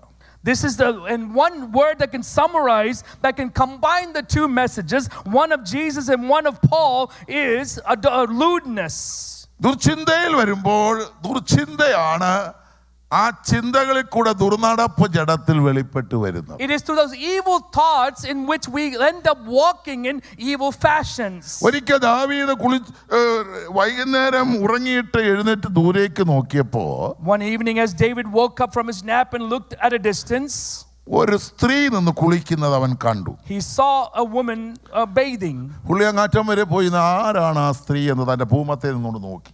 And he went and looked and to see who was that woman. അവൾ ഒരു സുന്ദരി എന്ന് ദാവീദിന് തോന്നി. And David thought her to be beautiful. അതാരെന്നറിയാൻ വേണ്ടി And to find out who she is, ദാവീദ് തന്റെ കിങ്കരനെ വിളിച്ചിട്ട് പറഞ്ഞു അവിടെ നിർത്തി കുളിക്കുന്നുണ്ട്, ആരാന്ന് പോയി ആരാ എന്തുവാ എന്നൊക്കെ പോയി നോക്കി അന്വേഷിച്ചിട്ട് വരാൻ പറഞ്ഞു. David called one of his guardsmen and said, go find out who she is. There's a woman that's bathing there. അയാളോട് പോയി നോക്കിയിട്ട് വന്ന് പറഞ്ഞേ. And he came back and told him, നിന്റെ കീഴെ പണിയെടുക്കുന്ന ഹിത്യനായ ഊരിയാവിന്റെ ഭാര്യയായ ബെർശവയാണ് കുളിക്കുന്നത്. And he told David, this is the wife of Uriah, who's one of your guardsmen, one of your soldiers. തന്റെ കണ്ണുകൊണ്ട് നോക്കിയപ്പോ When he looked at her with his eyes, ദാവീദിനെ അവൾ ഒരു സുന്ദരി എന്ന് തോന്നി. David considered her to be beautiful. കൺമോഹത്തിന്റെ ആകർഷണത്തിൽ കൂടെ പിശാച് ദാവീദിനോട് ഫൈറ്റ് ചെയ്യുക. And through the lust of the eyes, the devil is now fighting against David. തോന്നിയത് എവിടെയാ? Where did he have that desire? കണ്ണുകൊണ്ട് കണ്ടത് തോന്നിയത് ഹൃദയത്തിലാ. What he saw with his eyes, the desire came into his heart. അടുത്തത് അവൾ ആരെന്ന് അറിയണമെന്നുള്ള ആഗ്രഹം ഹൃദയത്തിൽ നിന്നാ പൊങ്ങിയത്. And that desire to find out who she was came out of his heart. ആ ആളിനെ കുറിച്ച് അറിയാനുള്ള ആളിനെ അയച്ചു. And to find out who she was, he sent someone. അറിഞ്ഞു കഴിഞ്ഞപ്പോ After he found out, അവള് എനിക്കായി തട്ടിയെടുക്കണമെന്ന് ആഗ്രഹം ഹൃദയത്തിലാ വന്നത്. and it's in his heart itself, he had the desire to have her to himself. അവള് എനിക്ക് എന്റെ ഭാഗമാക്കി തീർക്കണമെങ്കിൽ അവളുടെ ഭർത്താവിനെ കൊല്ലണം എന്നുള്ളതും ഹൃദയത്തിനകത്താ വന്നത്. Even it's in his own heart that the scheme that came up was that if I have to have her to myself, I must murder her husband. അതുകൊണ്ട് യേശു പറഞ്ഞത് ഹൃദയത്തിൽ ഇരിക്കുന്ന ഒരു പാപമാണ് ഇത് കൊലപാതകം. That's why Jesus said that the sin that is in your heart, hatred, is murder. അത് പഴയ നിയമത്തിൽ ദാവീദിന്റെ ഹൃദയത്തിൽ വന്ന ചിന്തയാണ് യേശു പറയുന്ന കൊലപാതകം. The thought that David had in the Old Testament is what Jesus is calling out in the New Testament to be murder. കൊലപാതകം. Murder. കൊല എന്ന് പറയുന്നത് തമിഴും പാതകം എന്ന് പറയുന്നത് സംസ്കൃതവുമാണ്. The two words in Malayalam are made up by a Tamil word and a Sanskrit word. കാരണം സംസ്കൃതത്തിൽ നിന്നും തമിഴിൽ നിന്നും എടുത്ത ഭാഷയാണല്ലോ Malayalam. Malayalam is derived from the Tamil language. അതുകൊണ്ട് കൊല ചെയ്യുന്നത് പാപം എന്നാണ് ആ വാക്കിന്റെ അർത്ഥം. What it means is that if you kill someone, that is a sin. ഈ യേശു പറഞ്ഞ മനുഷ്യന്റെ ഹൃദയത്തിൽ ഇരിക്കുന്ന ഒരു പാപമാണ് കൊലപാതകം. So Jesus is saying one of the sins that sits within our heart is murder. അത് വെളിപ്പെട്ടത് ദാവീദിന്റെ ഹൃദയത്തിൽ നിന്ന് ഊരിയാവിനെ കൊന്ന് ബർശബയെ കയ്യിലാക്കണമെന്ന് ചിന്തിച്ചതായ ആന്തരിക പാപമാണ്. That's the eternal sin that David had, that desire to kill the husband Uriah, to have Bathsheba to himself. ചിലർക്ക് ഭാര്യയെ ഇഷ്ടമില്ലാതെ വരുമ്പോൾ ഭാര്യയെ കൊല്ലുന്ന ഭർത്താക്കന്മാരുണ്ട്. There are husbands when they don't like their wives anymore, they kill them. ആരെങ്കിലും കൊണ്ട് കൊല്ലിക്കുകയാണെങ്കിൽ Maybe they'll hire somebody to kill her. ഭാര്യയ്ക്ക് ഭർത്താവിനെ ഇഷ്ടമല്ലെങ്കിൽ ഭർത്താവിനെ കൊല്ലുന്ന ഭാര്യയുണ്ട്, ഭാര്യ കൊല്ലുന്ന ഭർത്താവുമുണ്ട്. There are wives who kill husbands or husbands who kill wives. ജയിലിൽ പോകുന്നവരുമുണ്ട്, ജയിലിൽ പോകാതെ രക്ഷപ്പെട്ട് കളിച്ച് കിടക്കുന്നവരുമുണ്ട്. There are people who are then punished and put into jail, and there are some who never went to jail. പക്ഷെ ഇത് ഹൃദയത്തിൽ നിന്ന് പൊങ്ങുന്ന ഒരു പാപമാണ്. But this is the sin that comes from the heart. എന്തുകൊണ്ടാ? നോക്കൂ, ദാവീദ് വളരെ ബുദ്ധിമാനായിരുന്നു. David was a very clever man. ദാവീദ് എന്താ ചെയ്തത്? What did David do? യുദ്ധം വന്നപ്പോ When the war came, സൈന്യാധിപനോട് പറഞ്ഞു, he told his leader, യുദ്ധത്തിന്റെ മുമ്പിൽ ഈ ഊരിയാവിനെ നിർത്താൻ പറഞ്ഞു. he said, take Uriah and send him to the front lines. അപ്പൊ ദാവീദിന് അറിയാം യുദ്ധത്തിന്റെ ഫ്രണ്ടിൽ നിൽക്കുക ശത്രുവിന്റെ ഫ്രണ്ടിൽ നിൽക്കുന്നവൻ വെട്ടുകൊണ്ട് ചാകുമെന്ന് അറിയാം. David knows that if he send him to the front lines, he will be attacked by the enemy and die as a result. അങ്ങനെ യുദ്ധം വന്ന് ഊരിയാവിനെ ഫ്രണ്ടിൽ നിർത്തി യുദ്ധത്തിൽ യൂരിയാവ് വെട്ടുകൊണ്ട് ചത്തു. And he went to the front lines and Uriah was killed in the war itself. ബർശബയെ തന്റെ കയ്യിലാക്കി, He took Bathsheba for himself. തന്റെ ഭാര്യയാക്കി. He made her his wife. എന്നിട്ട് ദാവീദ് ഒരു ചിരി ചിരിച്ചു, ഞാൻ കളിച്ച കളി ആരും അറിഞ്ഞില്ല. And then David had a little smile and he said to himself, the game that I have played, no one has seen. എന്തോ കളിയാ ദാവീദ് കളിച്ചത്. What kind of a game has David played? ഇന്നും ഇങ്ങനെ കളിക്കുന്ന പല മിടുക്കന്മാരുണ്ട്. Even now there are some clever people in the church that play these kind of games. മിടുക്കികളുണ്ട്. There are also some ladies who do that. എന്തായാലും മുകളിൽ ഒരു ഉപദേശി ഇരിപ്പുണ്ട്. But there is a priest that's sitting up high. ആ ഉപദേശി ഇങ്ങനെ ചാരുകസേര ഇരിക്കുവായിരുന്നു. And he was sitting back on his rocking chair. അവിടെ നിന്ന് ചിരിച്ചു. And he smiled a little bit. എടാ ദാവീദേ, Oh David, നീ ആട് മേய்ച്ച് നടന്ന നിന്നെ, you were the one who were taking care of a sheep. എന്റെ ആടുകളെ മേയ്ക്കാൻ To take care of my sheep. ഞാനാണല്ലോ നിന്നെ അഭിഷേകം ചെയ്തത്. I am the one who anointed you. നീ ഇവരെല്ലാം കണ്ണു വെട്ടിച്ചു. You tricked all of them. പക്ഷെ എന്റെ കണ്ണു വെട്ടിക്കാൻ നിനക്ക് കഴിയത്തില്ല. But you're not able to deceive me. അതുകൊണ്ട് ദൈവം നല്ലൊരു ഓടംകൊല്ലി പ്രവാചകനെ ഇഞ്ഞ് വിളിച്ചു. So God called a very strict prophet to him. സ്തോത്രം. പ്രവാചകന്മാർ പലരുണ്ട് കേട്ടോ, നിങ്ങൾക്ക് അറിഞ്ഞുകൂടാത്തോണ്ടാ. There are many types of prophets, maybe you don't know them. പഴന്തിന്നി പ്രവാചനുണ്ട്. പഴന്തിന്നി ഉറക്കം തൂങ്ങി പ്രവാചനുണ്ട്. There are sleepy or drowsy prophets. Pocket കിടന്ന പ്രവാചനുണ്ട്. There are prophets with high deep pockets. നേരത്തെ അച്ഛൻ കാണിച്ച ഭൗതികം കാണുമ്പോൾ പ്രവചിക്കുന്ന പ്രവാചനുണ്ട്. There are prophets who only speak when they see wealth. ഉള്ള കാര്യം മുഖത്ത് നോക്കി പറയുന്ന പ്രവാചനമുണ്ട്. There are prophets who look at you and tell you straight to your face. അങ്ങനെയുള്ള പ്രവാചന്മാർ വന്ന് അമേരിക്കയിലൊന്നും എനിക്ക് തോന്നുന്നില്ല വണ്ടിക്കൂലി പോലും കിട്ടുമെന്ന് തോന്നുന്നില്ല. I don't know if the ones who speak straight to your face come into a church in America, they will even get or receive as a love offering their ticket fare. ഞാൻ നാട്ടിൽ ഇവിടെ വന്നൊരു pastor എന്നോട് പറഞ്ഞു, നിങ്ങൾ ഇവിടെ പറയുന്ന കണക്കൊന്നും അവിടെയൊന്നും പോയി പറയരുത്, വണ്ടിക്കൂലി കിട്ടൂല കേട്ടോ എന്ന് പറഞ്ഞു. So when I came to the US, a pastor told me, don't speak like you do back in India because no one will receive you. You wouldn't get any money from anybody here. ഞാൻ പറഞ്ഞു, ഞാൻ return ticket എടുത്താ പാസ്റ്ററെ പോകുന്നത്. So I told him I already have my return ticket paid for. പറയേണ്ടത് ഞാൻ പറഞ്ഞിട്ടേ വരുള്ളൂ. I will only speak what I want to speak and I will go. അതുകൊണ്ട് ഞാൻ ഇവിടെയും പറഞ്ഞു, ഇവിടെ എല്ലാവരും ഒന്നും എന്നെ വിളിക്കത്തില്ല. So not a lot of people call me here. ചിലർക്ക് ഞാൻ വന്നെന്ന് പറഞ്ഞാൽ പിന്നെ നാട്ടിലോട്ടൊക്കെ വിളിക്കും, പക്ഷെ ഞാൻ ഇവിടെ വന്നെന്ന് പറഞ്ഞാൽ ചിലർ വിളിക്കത്തേയില്ല. So some people will never call me. They might call India and try to speak to me, but they'll never call me here. ഞാൻ പോയി കഴിഞ്ഞെന്ന് അറിയുമ്പോൾ അവർ വിളിക്കും. And so after I go back, they'll call me. ഭാഷ ഇവിടെ എങ്ങാണ്ട് വന്നെന്ന് പറഞ്ഞു, അമേരിക്കയിൽ എവിടെയാ ഭാഷ വന്നത്? ഞാൻ പോയി നാട്ടിൽ പോയിട്ടാണ് ഈ വിളിക്കുന്നത്. എവിടെയാ? നമ്മുടെ ഈ മലയാളി എന്ന് പറഞ്ഞ സ്വോത്രം, ഞാൻ എല്ലാവരും ഉണ്ട്, എല്ലാവരും ഞാൻ പറയുന്നില്ല, സ്വോത്രം എന്നാ അടവ് പഠിച്ച ആൾക്കാരെന്ന് പറഞ്ഞാൽ. Praise the Lord, hallelujah. After I go back, they won't call me while I'm still here. After I go back, they'll call me and said, Pastor, I heard you were visiting some place. What areas in the US did you come? They will never call me as Malayalis. He said, we are very clever people. ഞാൻ പല സ്റ്റേറ്റുകളിൽ പലര് നല്ല ആൾക്കാർ എല്ലാവരും എന്നെ വിളിച്ച് പ്രാർത്ഥിക്കുകയൊക്കെ ചെയ്തിട്ടുണ്ട്, എല്ലാം നല്ലവരെ. പക്ഷെ നമ്മുടെ ഈ തമിഴ്നാട്ടിൽ പോയാൽ അവർക്ക് നല്ല സ്നേഹത്തെ, ആന്ധ്രയിൽ പോയാൽ അവർക്ക് നല്ല സ്നേഹമാണ്, മഹാരാഷ്ട്രയിൽ പോയാൽ അവർക്ക് നല്ല സ്നേഹമാണ്. പക്ഷെ മലയാളി എന്ന് പറയുന്ന ആളെന്ന് പറയുന്നത് ഇച്ചിരി ഉരുക്കന്മാരാണെന്നുള്ളത് ഞാൻ ഈ ശുശ്രൂഷ ഇറങ്ങിയ ശേഷം പഠിച്ച ഒരാളായതുകൊണ്ട് ഈ പറയുക.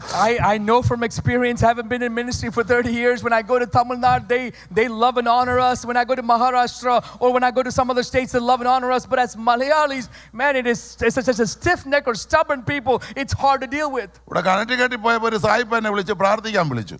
When I was in Connecticut, an English man called me to pray. പുള്ളി നാട്ടിലൊക്കെ വരുന്ന ആളാ. He comes to India to visit. എന്നെക്കാളും കൂടുതൽ നാടിനെ കുറിച്ച് പുള്ളിക്ക് അറിയാം. He knows more about India than I do. പുള്ളി ഇങ്ങനെ പറഞ്ഞ കൂട്ടത്തിൽ പറഞ്ഞു, നിങ്ങളുടെ മലയാളികള് ഒരു ലാംഗ്വേജും കൊണ്ട് ഞങ്ങളുടെ ഇംഗ്ലീഷ് പഠിച്ചുകൊണ്ടിരിക്കും. ഒരു Malayalam is A good language. പുള്ളി അങ്ങോട്ട് തുടങ്ങി മലയാളം ഇംഗ്ലീഷും എല്ലാം കൂടെ, പകുതി മലയാളവും പകുതി ഇംഗ്ലീഷും പുള്ളി പറയാൻ തുടങ്ങി. So he had learned Malayalam. He knows some Malayalam. So he would start to speak to me and rave about the languages that we know. And he started to speak to me in both Malayalam and English. അവസാനം പുള്ളി പറഞ്ഞൊരു വാക്ക്, മലയാളി കൊലയാളി. At the end he said, Malayali is a killer. പുള്ളി പറയാൻ പറഞ്ഞു, പുള്ളി കരഞ്ഞു. പുള്ളി നാട്ടിൽ വന്നപ്പോൾ പുള്ളിയോട് ചില ഭാഷന്മാരും വിശ്വാസികളും പുള്ളിയോട് കാണിച്ചതായ ചില വിഷമതകൾ പുള്ളി എന്നോട് പറഞ്ഞു. And he said that out of experience, the experience that he had when he had come to India in ways some pastors and some others dealt with him, and he started to cry as he was sharing his experience. പുള്ളി പറഞ്ഞു, അതിനുശേഷം ഞാൻ കേരളത്തിൽ വന്നിട്ടില്ല, തമിഴ്നാട്ടിലൊക്കെ ഇപ്പൊ പോകുന്നതെന്ന്. And he says, I won't come to Kerala anymore. I go to Tamil Nadu and other states. എന്താ കാര്യം? What's the reason? അദ്ദേഹം പറഞ്ഞു, ഇന്ത്യയുടെ കണ്ണാണ് കേരളം എന്ന് പറയുന്നത്. He said Kerala is known as the eye of India. ദൈവത്തിന്റെ നാടെന്ന് പറയുന്നു. It's known as God's own country. പക്ഷെ ദൈവത്തെ ദുഃഖിപ്പിക്കുന്ന ജനം അവിടെ വളർന്നുകൊണ്ടിരിക്കുന്നു. But the people who grieve God, that number is increasing in that state. എവിടെ അദ്ദേഹം പറഞ്ഞു, ആഫ്രിക്കയുടെ ഏത് വനത്തിൽ ചെന്നാലും ഒരു ഇവാഞ്ചലിസ്റ്റ് ഇല്ലാതിരിക്കത്തില്ല Malayali. Even if you go to Africa in some of the remote areas, you will find some evangelist who's from Kerala. പക്ഷെ അവൻ പഠിച്ച ചില സ്വഭാവങ്ങൾ കളയത്തില്ലെന്നാ പുള്ളി പറഞ്ഞു. But he says he will not let go of some of the practices or behaviors that he has learned from a childhood. അദ്ദേഹം എന്നോട് ചോദിച്ചതാണ്. He asked me. അവർ അന്യഭാഷ പറയുന്നു. They speak in tongues. വെളിപ്പാട് പറയുന്നു. They have revelation. രോഗശാന്തി ശുശ്രൂഷ ചെയ്യുന്നു. They have healing ministry. പ്രവചിക്കുന്നു. They prophesy. വചനം നല്ലവണ്ണം ശുശ്രൂഷിക്കുന്നു. They speak from the word well. പക്ഷെ അതെല്ലാം നശിപ്പിക്കുന്നത് അവന്റെ കയ്യിലുണ്ട്. But everything that destroys all that ministry is also within his behaviors. വളരെ കറക്റ്റാണ് അദ്ദേഹം പറഞ്ഞത്. What he said is absolutely true. ഇവിടെ എന്തോ ചെയ്തത്? What's happening here? ദാവീദ് ചെയ്ത പാപത്തെ കുറിച്ച് ആഴത്തിൽ പറയാൻ ധൈര്യമുള്ള നാഥാനേ ഉള്ളൂ എന്ന് കർത്താവിന് അറിയായിരുന്നു. God knew that there's only one prophet who can speak boldly to David without any hesitation, and he was Nathan. അതുകൊണ്ട് നാഥാനോട് പറഞ്ഞു, ഞാൻ അവൻ കാണിച്ച കുരുത്തക്കേട് കണ്ടെന്ന് പോയി പറയാൻ പറഞ്ഞു. So God said, Nathan, go and tell David that I have seen the mischievous and the wrong activities that he has done. Nathan പറയേണ്ടത് പറയാൻ ഏൽപ്പിച്ചപ്പോൾ നാഥാനും ഒരു ഭയം. Even Nathan was a bit terrified, having learned what he had to disclose to David. ഒരു രാജാവിന്റെ അടുത്തോട്ട് ദൂത് പറയാൻ പോകുന്നത്. He's going to a king to give this message. ഇവിടുത്തെ പ്രസിഡന്റ് അടുത്തൊരു ദൂത് പറയാൻ പോകുന്നവനും ഇച്ചിരി പേടിക്കും. There are people who come to give a message might also be terrified a little bit. കേരളത്തിൽ ഭരിക്കുന്ന മുഖ്യമന്ത്രി പിണറായി വിജയന്റെ അടുത്തോട്ട് ഒരു പ്രവാചകൻ പോകാനും മടിക്കും. A prophet would be hesitant to go and speak to the prime minister or the chief minister in Kerala. അവിടെ ചെന്നിട്ട് പുള്ളിയുടെ ആയ ചില കാണിച്ചു കൂട്ടിയ പ്രവർത്തികൾ വെളിപ്പെടുത്തുമ്പോൾ പുള്ളിക്കുള്ള ഗുണ്ടകളെ പിന്നെ ഈ പറയുന്ന പ്രവാചകൻ വെളിയിൽ കാണൂലെന്നുള്ളതാണ്. And if he were to go and speak to the chief minister and tell him all the things, activities that he's engaged in, especially some of the corruptive activities, then he knows that his gundas or his posse will try to attack him. ഈ നാഥാനും ഉണ്ടായിരുന്ന ഒരു ഭയം. This Nathan was also a bit afraid. പക്ഷെ ദൈവം നാഥാനും കൊടുത്ത ആലോചന, But the message that the Lord gave Nathan, നീ പേടിക്കണ്ട, don't be afraid. അവൻ ആട്ടിടയനായിരുന്നു. He was a shepherd. നീ ആടിന്റെ കഥ തന്നെ പറഞ്ഞാൽ മതി. He just go tell him the story of the sheep. അതുകൊണ്ട് നാഥാൻ അങ്ങോട്ട് ചെന്നിട്ട്, So Nathan goes there. രാജാവേ, King, ഒരു ധനവാന് a rich man, 100 ആടുകൾ ഉണ്ടായിരുന്നു. he had 100 sheep. ഒരു പാവപ്പെട്ട ഒരാടേ ഉണ്ടായിരുന്നുള്ളൂ. But a poor man only had 1 sheep. എന്നാൽ ധനവാന്റെ വീട്ടിൽ ഗസ്റ്റ് വന്നപ്പോ, But when a guest came to the rich man's house, അവന്റെ ആടുകളെ ഒന്നിനെയും എടുക്കാതെ, instead of taking one of his own sheep, പാവപ്പെട്ട ഒരുത്തന്റെ ഒരു ആടിനെ കൊണ്ട് വെട്ടി ധനവാൻ തന്റെ ഗസ്റ്റിന് ആഹാരം കൊടുത്തു. this rich man, instead of taking one of his own sheep, took the poor man's only sheep and served the guest this meal. എന്തോ അവിടെ സംഭവിച്ചത്? What has happened there? സമയക്കുറവുണ്ട്, ഞാൻ എടുക്കുന്നില്ല. Because of the lack of time, I'm not going there. എന്തോ അവിടെ സംഭവിച്ചത്? What has happened there? ദാവീദ് വാളൂരി ചാട്ടി എഴുന്നേൽക്ക സിംഹാസനത്തിൽ നിന്ന്. David jumps out of his throne, takes his sword out of his sheath. ആടിന്റെ ക്ഷീണം അറിയാവുന്ന ദാവീദ്, David who knows the weakness or the faults of a sheep. ആടിന്റെ സ്നേഹം അറിയാവുന്ന ദാവീദ്, David who knows the adoration that a sheep has. ആടിന്റെ പാല് കറന്നു കുടിച്ച ദാവീദ്, David who has milked the sheep and drank the milk. അപ്പനേൽപ്പിച്ച ആടുകൾ ഒന്നും ചെന്ന കൊണ്ടുപോകാതെ വളരെ ദീർഘവിഷണത്തോടെ ആടുകളെ മേച്ച ദാവീദ്, David who took care of every single sheep, not one being lost, with such diligence. വനത്തിലെ കാട്ടുവള്ളിയിൽ ഊഞ്ഞാല് പാട്ടുപാടി കിന്നരം കൊണ്ട് ദൈവത്തെ പാടി ദൈവത്തിന്റെ മനം കവർന്നത് കൊണ്ട് ദൈവം പറയുന്നു, ദാവീദോ എനിക്ക് ഹൃദയപ്രകാരമുള്ള മനുഷ്യൻ. David who had the anointing to sit and play the harp, and then with that heart being overtaken by the presence of God himself would testify of David and say, David, a man after my own heart. ആ ദാവീദ് Nathan പറഞ്ഞ ഈ ആലോചന കേട്ടപ്പോൾ വാള് ഊരിക്കൊണ്ട് പറയാം, അങ്ങനെ ഒരു അനീതിമാൻ എൻ്റെ രാജ്യത്തുണ്ടോ? അവൻ ആരായിരുന്നാലും മരിക്കണം. അവൻ ആര്? നാഥാൻ പറഞ്ഞു, ആ മനുഷ്യൻ നീ തന്നെ. When David heard this story from Nathan, he jumped out of his throne, anger and aroused, and he says, who is this man who has acted in such manner? Whoever this man is should be put to death. And as soon as he's saying that, Nathan says, that man is you alone, David. അവൻ തന്റെ തലയിലിരുന്ന കിരീടം ഊരി, he took his crown off the head. അവൻ പ്രാർത്ഥന മുറിയിലേക്ക് പോയി, he went into his prayer room. അവൻ കമന്ന് വീണു, he prostrated himself. അവൻ ദൈവത്തെ സ്തുതിച്ചു, he praised God. അവൻ പാടി, he sang 51 സങ്കീർത്തനം, Psalms 51, അതിലെ 5ാമത്തെ വാക്യം, verse 5. ഇതാ ഞാൻ അകൃത്യത്തിൽ ഉരുവായി, here I am born into the iniquity. പാപത്തിൽ എൻ്റെ അമ്മ എന്നെ ഗർഭം ധരിച്ചു. my mother has given birth to me in sin itself. ഒന്ന് വായിക്കാം. 51:5 ഞാൻ പറഞ്ഞത് അന്ന്. ഇനി അതിന്റെ 10ാമത്തെ വാക്യം, verse 10.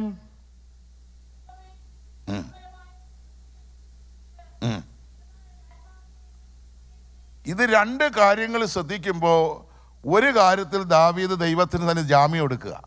When we look at these two verses, he's asking for an excuse or a revelation or a bail from God himself. കാരണം ദാവീദ് കണ്ടതാണ് ശൗലിനിട്ട് ദൈവം കൊടുക്കുന്ന അടി.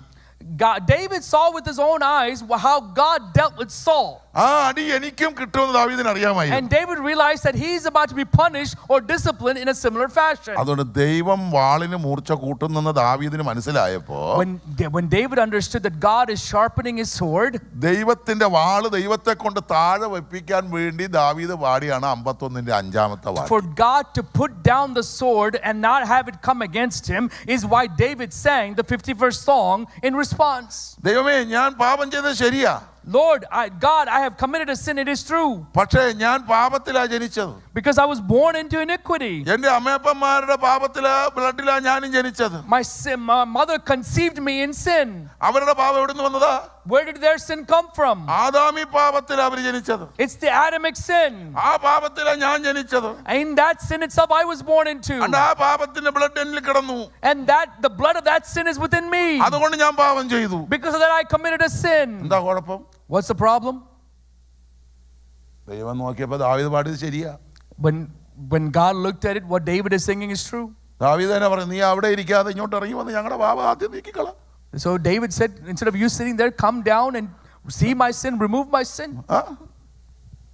വാളെടുത്ത ദൈവത്തെ കൊണ്ട് വാള് താഴെ വെപ്പിക്കുന്ന പാട്ടാ പുള്ളി പാടിയത്. The song that he sang made God put down the sword that God had already picked up. ഇനി അടുത്ത പുള്ളി പാടിയ ആ 10ാമത്തെ വാക്യം എന്തുവാ പാടിയത്? The next stanza of the song is what we read in the verse 10.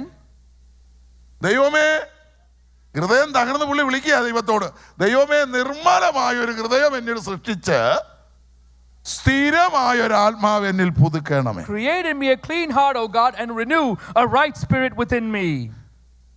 ദാവീദോ എനിക്ക് ഹൃദയപ്രകാരമുള്ള മനുഷ്യന് ദൈവം പറയുമ്പോൾ പുള്ളി പറയുക, ആ നല്ല ഹൃദയത്തിൽ ബർശേബ കയറി ഞാൻ പാപം ചെയ്തു, എൻ്റെ ഹൃദയത്തിനകത്ത് ഇനി പാപത്തിൻ്റെ ഇരിക്കുന്ന ഹൃദയമാണ്, ഇതെടുത്ത് കളഞ്ഞിട്ട് നിൻ്റെ ഹൃദയം എനിക്കിഞ്ഞ് തരാൻ.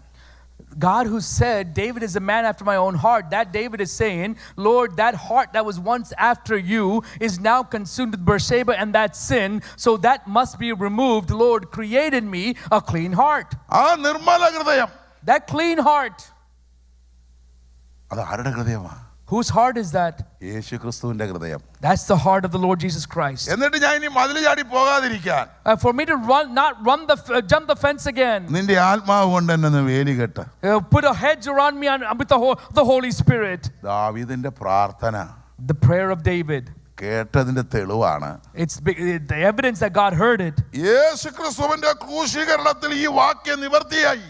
The fulfillment of this verse was fulfilled at the cross of the Lord Jesus Christ. ദുഷ്ടന്മാർ അവൻ മരണപ്പെട്ടോന്നറിയാൻ കുന്തം കൊണ്ട് യേശുവിന്റെ ഹൃദയത്തിലോട്ട് കുത്തി കയറ്റി പുറത്തോട്ടെടുത്തപ്പോൾ രക്തവും വെള്ളവും പുറപ്പെട്ടതായി വായിക്കുന്നു. We read that when the soldiers pierced Jesus on the side to confirm that he had died, water and blood gushed out. ദാവീദേ, David, നീ എൻ്റെ ഹൃദയമല്ലേ ചോദിച്ചത്? you asked me for my heart. ഇതാ എൻ്റെ ഹൃദയം നിനക്ക് തരുന്നു. Here my heart is given to നിന്റെ you. ജനത്തിന് തരുന്നു. To your people I will give it to you. അതുകൊണ്ട് ഞാൻ അവിടേക്ക് താണ്ട് എൻ്റെ നല്ല ഹൃദയം നിന്നിൽ വരാനും നിന്നിൽ കുത്തേറ്റ ഹൃദയം എൻ്റെ ഹൃദയമാക്കി എടുക്കാൻ ഞാൻ ഇവിടെ ദാ കുത്തു വാങ്ങിക്കുക. Here I am being pierced that you may receive this clean heart that you have been praying for. ഇനി അത് കഴിഞ്ഞാലോ, After that, രക്തവും വെള്ളവും പുറപ്പെട്ടു. blood and water came out. എന്തോ രക്തം? What is blood? യേശു ക്രിസ്തുവിന്റെ രക്തം സകല പാപം പോക്കി നമ്മെ ശുദ്ധീകരിക്കുന്ന പുണ്യാക രക്തം. The blood of Jesus Christ is the holy blood that cleanses us of all of our sins.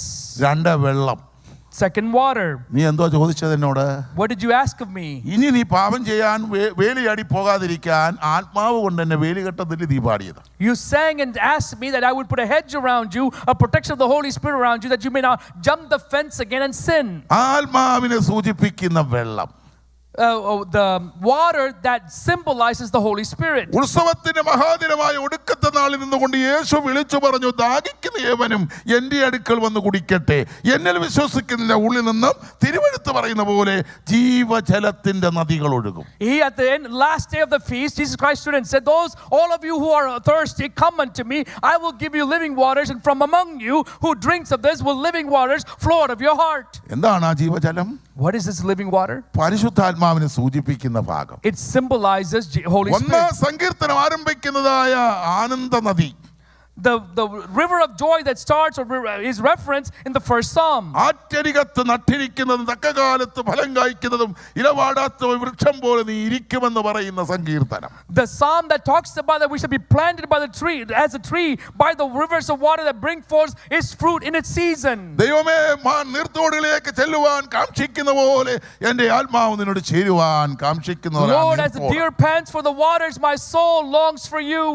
ദാവീദേ, David, നീ എന്നോട് ചോദിച്ചതല്ലേ ആത്മാവ് കൊണ്ട് വേലി കെട്ടാൻ? you asked me to put a protection around you, a hedge around you of the Holy Spirit. ഇതാ ആത്മാവിനെ സൂചിപ്പിക്കുന്ന വെള്ളം എൻ്റെ ഹൃദയത്തിൽ നിനക്കായി തരുന്നു. And here water that symbolizes the Spirit is now being poured out from my heart. 51 സങ്കീർത്തനത്തിന്റെ 10ാമത്തെ വാക്യം യേശുവിന്റെ ക്രൂശീകരണത്തിൽ കൂടെ അത് നിവർത്തിയായ വചനമാണ്. The 10th verse of the 51st Psalm was fulfilled at the crucifixion of the Lord Jesus Christ on the cross at Calvary. യേശുവേറ്റ മുറിവുകൾ, The wounds that Christ endured. തിരുവെഴുത്തുകളിൽ പറയുന്ന പ്രവചനങ്ങളാണ്. It's all prophetic utterances that we see in scriptures. യേശു അനുഭവിച്ച വേദനകൾ, The pain that Christ endured. പ്രവാചകന്മാർ തിരുവെഴുത്തുകൾ യേശുവിനെ ആകുന്ന മശിഹയെക്കുറിച്ച് പറഞ്ഞ പ്രവചനങ്ങളാണ്. These are all prophetic utterances the prophets gave ahead of time in the Old Testament. യേശു മലമേൽ രാത്രി പ്രാർത്ഥിപ്പാൻ കടന്നുപോയത് ശിഷ്യന്മാർ എഴുതി വെച്ചതായ ആ സുവിശേഷങ്ങൾ, The Gospels which record the times when Christ would go on the top of the mountains to pray. പ്രവാചകന്മാർ പറഞ്ഞത് മാത്രമല്ല, മോശയിക പ്രമാണങ്ങളിൽ പറഞ്ഞ പ്രവചനങ്ങൾ കൂടിയാണത്. It's not just the prophets, but also that we see in the descriptions that Moses himself writes down. അത് സങ്കീർത്തനങ്ങളിൽ വെളിപ്പെട്ടതാണ്. It's revealed in the Psalms. അത് തന്നെയാണ് യേശു മലമേൽ പ്രാർത്ഥിപ്പാൻ പോയെന്ന് മത്തായി, ലൂക്കോസ്, യോഹന്നാൻ, ഹല്ലേലൂയ, മർക്കോസ് എഴുതി വയ്ക്കുമ്പോൾ യേശു ആ മലയിൽ അനുഭവിച്ച വ്യതകൾ എന്തെന്ന് അവരാരും എഴുതിയില്ല. When the Gospels talk about in Matthew, Mark, Luke and John that he went to the mountaintop to pray, no one writes down or records the pain or the suffering that he endures. കാരണം അവർക്ക് എഴുതാൻ പറ്റിയില്ല. യേശുവിൻ്റെ കൂടെ അവരൊന്നും മലയിൽ പോയി ഇരുന്നില്ല രാത്രിയിൽ. Because they didn't go with Jesus and sit with them in the mountaintops at night. ഒരിക്കൽ 3 ആശാന്മാരെ കൊണ്ടുപോയി കവന്ന് വീണെന്നാ വായിക്കുന്നത്. ഭയന്നിട്ട് പത്രോസും യോഹന്നാനും യാക്കോബും കൂടെ ആ മറുവ മലയിൽ ഒരിക്കൽ പോയതോടെ മതിയായതാണ്. One time we read that he took 3 people, Peter, John and Mark, and they prostrated out of fear. They fell down. They said, that's enough. ഇവരെ 3 പേരെ കൊണ്ടുപോയതിന്റെ ഉദ്ദേശം എന്താണെന്നറിയാമോ? Why did he take the 3 with them? ഇവരെ നോക്കുമ്പോൾ പരസ്യ ശുശ്രൂഷ കഴിഞ്ഞ് വൈകുന്നേരം ആകുമ്പോൾ യേശു ഇവരെയൊക്കെ ആഹാരം കഴിക്കാനും അവരുടെയൊക്കെ വീടുകളിൽ പറഞ്ഞു വിട്ടിട്ട് കർത്താവ് മലമേൽ പോകുന്നത് ശിഷ്യന്മാർക്ക് ഈ പത്രോസ്, യോഹന്നാൻ, ഈ യാക്കോബിന് ഒരു ചിന്ത വന്നു. യേശു ഇനി മലയിലോട്ട് പോയിട്ട് അതുവഴി അപ്പുറത്തൂടെ ചാടി ഏതെങ്കിലും ഹോട്ടലിൽ പോകുന്നതാണോ എന്ന് ഒരു ചിന്തകൾ ഇവരുടെ ഇടയിലോട്ട് വന്നപ്പോൾ ഈ 3 ആശാന്മാരെയും കൊണ്ട് ഒരു ദിവസം കർത്താവ് അങ്ങ് പോയി ഒരിടത്തോട്ട്. And oftentimes what we see is the disciples, they would minister during the daytime, and then in the evening he would send them home, and they would see Christ walking away to the mountaintops, and they had some sort of curiosity. Is he going to some of the restaurant or some of the place on the other side of the mountain? Is that why he goes away? അന്ന് 3 ഞെട്ടിപ്പോയെന്നാ വായിക്കുന്നത്. And we see that all 3 of them were astonished. ഭയന്നിട്ട് അവർ കമന്ന് വീണെന്നാണ് വായിക്കുന്നത്. Because of fear they fell down is what we read. അപ്പോൾ യേശു രാത്രി മലമേൽ പ്രാർത്ഥിക്കും, പകൽ പ്രവർത്തിക്കും. So at night Christ would pray on the mountaintop. In the morning he would pray, he would minister in the cities. അവിടെ കർത്താവ് രാത്രി പ്രാർത്ഥിക്കാൻ കടന്നുപോയി ഒരു മെഴുതിരി വെളിച്ചം കൊടുത്തതായിട്ട് വായിക്കുന്നില്ല. We see that Christ goes on the mountaintop at night to pray. We don't see anybody coming with a candle to be a source of light. ആ മലമേൽ യേശുവിന് ഇരിക്കാൻ ഒരു കസേര കൊടുത്തതായി വായിക്കുന്നില്ല. We don't see where a chair was given to him to sit on the mountaintop. കിടക്കാൻ ഒരു കട്ടിലുണ്ടെന്ന് വായിക്കുന്നില്ല. We don't see that there was a bed for him to lay down. മഴയും മഞ്ഞും വന്നാൽ ഒരു മാടം, അതായത് ഒരു ഓലമാടം, ഒരു ഷെഡെങ്കിലും യേശുവിന് നനയാതിരിക്കാൻ കയറിയിരിക്കാൻ അവിടെ ഉണ്ടാക്കിയതായി വായിക്കുന്നു. We don't read if the rain or snow would come that he would have some sort of protection or covering to protect him from the elements.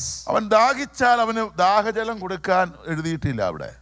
If he was thirsty, no one is writing about him, somebody offering him water. വിശന്നാൽ ആഹാരം ഇല്ല അവിടെ. If he was hungry, nobody's there to feed him. തണുപ്പ് വന്നാൽ പുതയ്ക്കാൻ ഒരു പുതപ്പില്ല. He doesn't have a blanket if it gets too cold. ഇതൊന്നും മലമേൽ യേശുവിന് ഉണ്ടായിരുന്നില്ല. He didn't have any of these things on the mountaintop. ഇതൊക്കെ നിനക്കും എനിക്കും വേണ്ടി വരേണ്ടതിന് വേണ്ടി ഇതെല്ലാം കർത്താവ് നിനക്കും എനിക്കും വേണ്ടി സഹിക്കാൻ മലയിൽ പ്രാർത്ഥിപ്പാൻ പോയതാണ്. For us to have these experiences and blessings, the Lord himself went to the mountains and he prayed.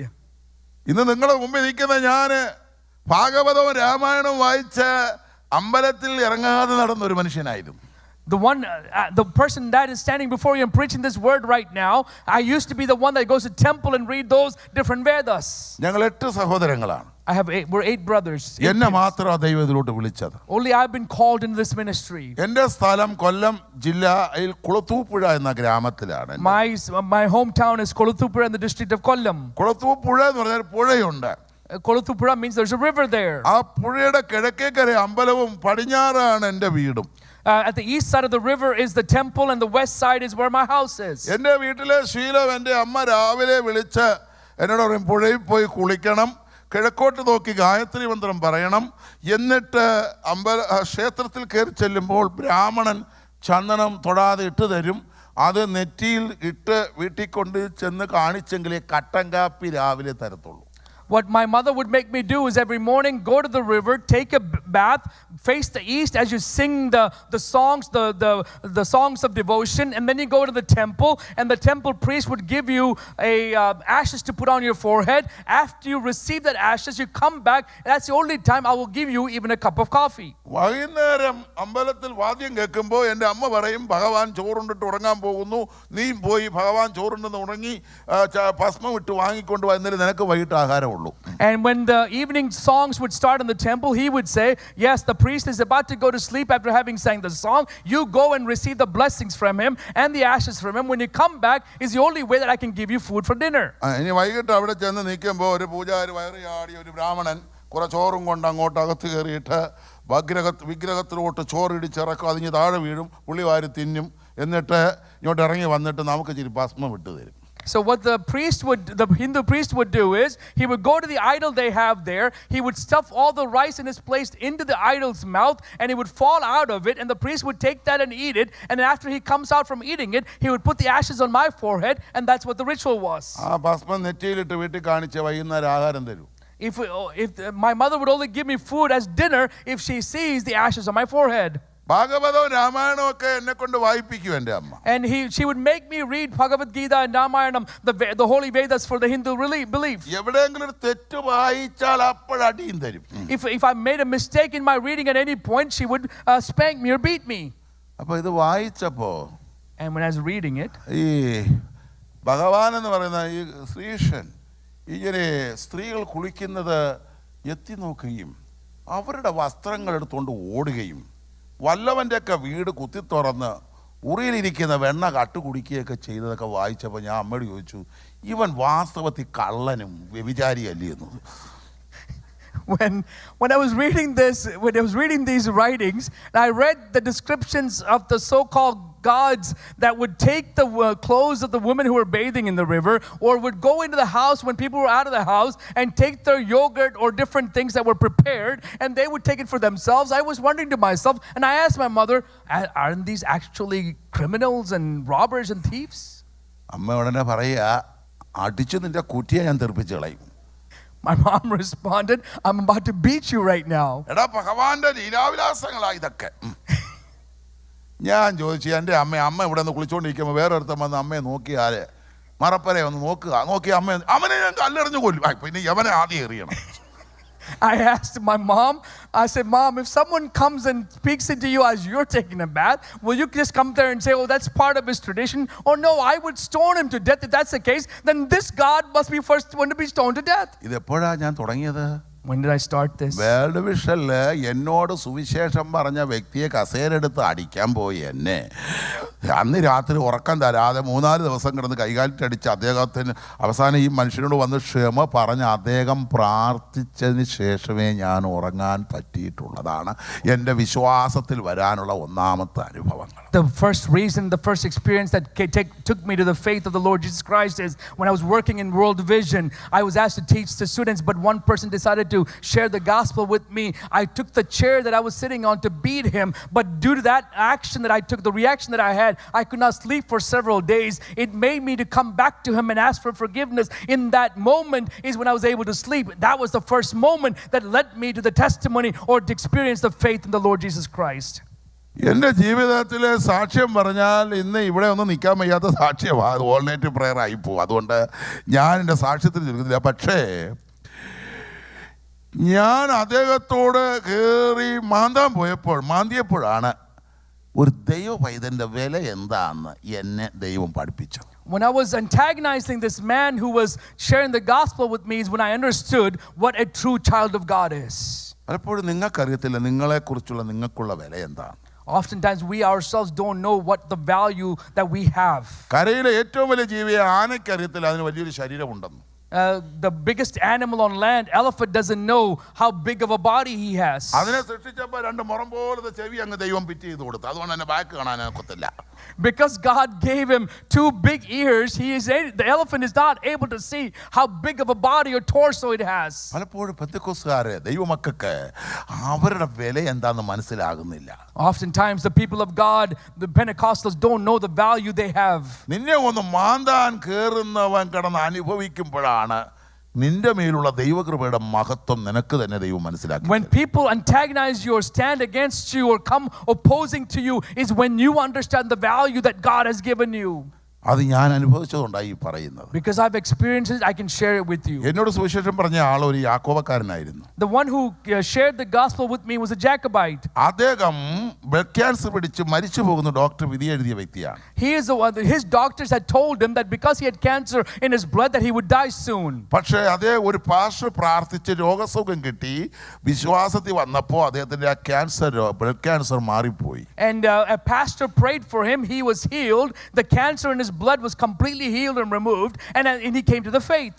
അദ്ദേഹമാണ് എന്നോട് സുവിശേഷം പറഞ്ഞത്. He is the one who told me this gospel. അദ്ദേഹത്തെ മാതാനാണ് ഞാൻ പോയത്. And I went to oppose him or attack him. കാന്തം കയറി ആണി പിടിക്കുന്ന കണക്ക് കർത്താവ് പിടിച്ചു. കാന്തം as a magnet is as an iron or a nail is attracted to the magnet is the way that God attracted me. ഞാൻ ദൈവസന്നിധി വന്നപ്പോൾ ഞാൻ അനുഭവിച്ച വേദനകൾ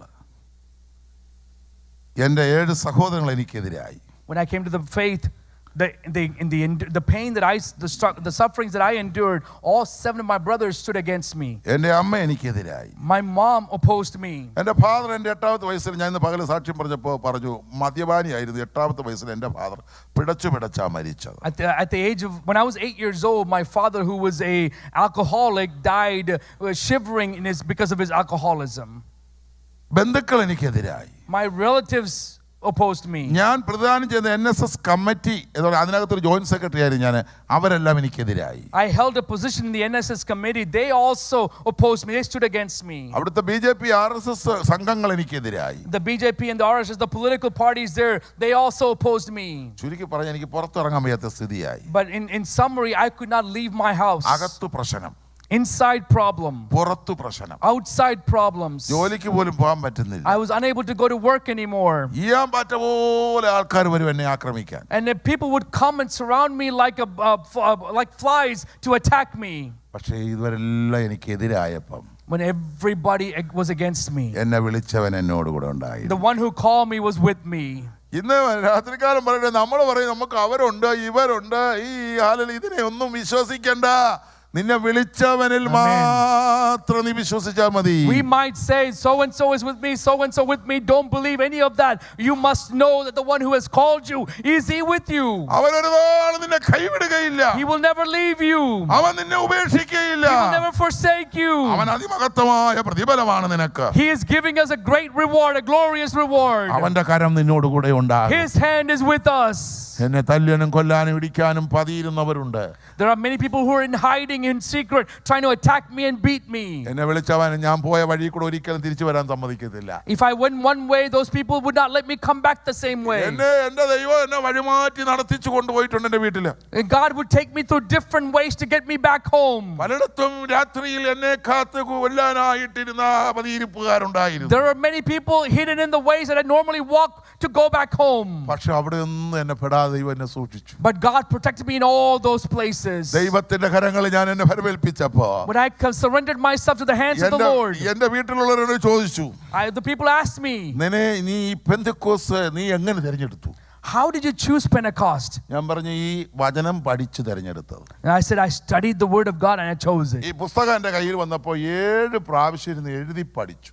So when I received this Bible, I wrote it down 7 times and studied it. ഈ 66 പുസ്തകം ഞാൻ 7 പ്രാവശ്യം എഴുതി ആരോട് എന്നോട് പറഞ്ഞു എഴുതി പഠിക്കാൻ. So somebody told me to write it down. So this 66 books of the Bible, I wrote it down 7 different times as I was studying it. അങ്ങനെ രാത്രി 2 മണിയായാലും ഞാൻ ഉറങ്ങത്തില്ല. 2 മണിക്ക് 3 മണിയൊക്കെ ഇരുന്ന് ഈ വേദപുസ്തകം എഴുതി പഠിക്കുമായിരുന്നു. And I would not go to sleep even if it was 2 or 3 a.m. I would sit down and write the Bible, the books of the Bible, and study it. പഠിക്കുന്നതോറും എനിക്ക് ഉറക്കവും ക്ഷീണമൊന്നുമില്ല. ആവേശത്തോടെ പഠിക്കണം എന്നുള്ള ആഗ്രഹമായി. And the more I studied, the less I got tired. I was not sleepy anymore, and the more desire I had to learn more of it. അങ്ങനെ ഈ വചനത്തിൽ ദൈവം എന്നെ ഉറപ്പിച്ചു. And so God established me in the word. ഞാൻ വിശ്വാസം അറിയുമ്പോൾ എന്നെ തെറ്റിക്കാൻ ഒരുപാട് ദുരുപദേശകന്മാർ വന്നു. And when I was in the faith, many people came with false doctrines to confuse me. പലരും വന്നിടന്ന് വിളിച്ചു ഇങ്ങോട്ട് വാ. And some people called me and said, come this way, come that way. അവസാനം ഞങ്ങളുടെ നാട്ടിലുള്ള മാർത്തോപ്പള്ളിയിലെ അച്ഛൻ വന്നു. And then the priest of the Marthomite church came to me. അച്ഛനെ കണ്ട ഒരു മഹാനുമായ അച്ഛൻ. And when you look at this priest, a very tall, big man. പാസ്റ്റർമാരെ കണ്ട് എൻ്റെ അമ്മ അടിക്കാൻ നിൽക്കും. അച്ഛനെ കണ്ടപ്പോൾ അമ്മയ്ക്ക് ഭയങ്കര ബഹുമാനം. രണ്ടും കൂടെ ചേരും. രണ്ടാത്മാവ് ഒരു ആത്മാവാന്ന് മനസ്സിലായി. When a pastor comes, my mother wanted to attack the pastor. When the priest comes, my mother was quiet. ഈ അച്ഛന് ഏതായാലും നൈറ്റിയൊക്കെ മടക്കി ഉടുത്തോണിഞ്ഞ് വീട്ടിൽ കയറി വന്നു. The priest folded his robe up and walked into the house. ഇങ്ങോട്ട് വന്നിട്ട് പുള്ളി അങ്ങോട്ട് പെന്തക്കോസ്തുകാരെ അങ്ങ് ശവിക്കാൻ തുടങ്ങി. He came into the house and started to make fun of and humiliate the Pentecostals. നിന്നെ പോലെ ഒരുത്തൻ ഈ പെന്തക്കോസിൽ പോയാൽ ഇവരെ പുലയന്മാരാ, അവർ മർമ്മന്മാരാ, അവരെന്തും ചെയ്യുന്നവരാ, അങ്ങനെയാ ഇങ്ങനെയാ ഹീനജാതിക്കാരാ അവർ. ഈ മനുഷ്യന്റെ വായിന്ന് യേശു ക്രിസ്തുവിനെ കുറിച്ച് ഒരു സുവിശേഷം വരുന്നില്ല. This man, this priest would come in and dehumanize the Pentecostals and say, oh, these kind of people, they're from the lower caste people, they're from this caste, that caste. He never said the name of Jesus or never shared the gospel out of his mouth. എന്നോട് പറയാം, ഇന്ന് വൈകിട്ട് മർത്തോപ്പള്ളി പ്രാർത്ഥനയുണ്ട്, നിന്നെ ഞാൻ കൊണ്ടുപോകാൻ വന്നതാ. എന്നെ കൊണ്ടുപോകാൻ വന്നതാണ്. He came and said, I came to the Marthomai church, we have service tonight, I came here to take you with me. ഈ അച്ഛൻ്റെ ഡോസൊക്കെ തീരട്ടെ ഞാൻ മിണ്ടാതെ നിന്നു. So I was staying quiet for him to complete his thoughts. അച്ഛൻ ഇവനൊരു നായര, ഇവനെന്താ പറയുക, ഇവനൊന്നും അറിയത്തില്ല പറഞ്ഞ അച്ഛൻ എങ്ങനെ അങ്ങ് തട്ടി വിട്ടത്. So he thought to himself, well, who is he? He came from a Hindu background, he won't know anything. And the priest kept talking. അച്ഛൻ്റെ ഡോസൊക്കെ തീർന്നപ്പം After he stopped talking, ഞാൻ പറഞ്ഞു, അച്ഛൻ ഞാനൊരു 3 ചോദ്യം ചോദിക്കും, അതിന് അച്ഛൻ ആൻസർ പറയാമെങ്കിൽ ഇന്ന് ഞാൻ മർത്തോപ്പള്ളി വരാമെന്ന് പറഞ്ഞു. So I asked him, priest, I ask you 3 questions. If you can answer me, then tonight I will come to the Marthomai church. ചോദിക്കാൻ പറഞ്ഞു. The priest said, go ahead and ask.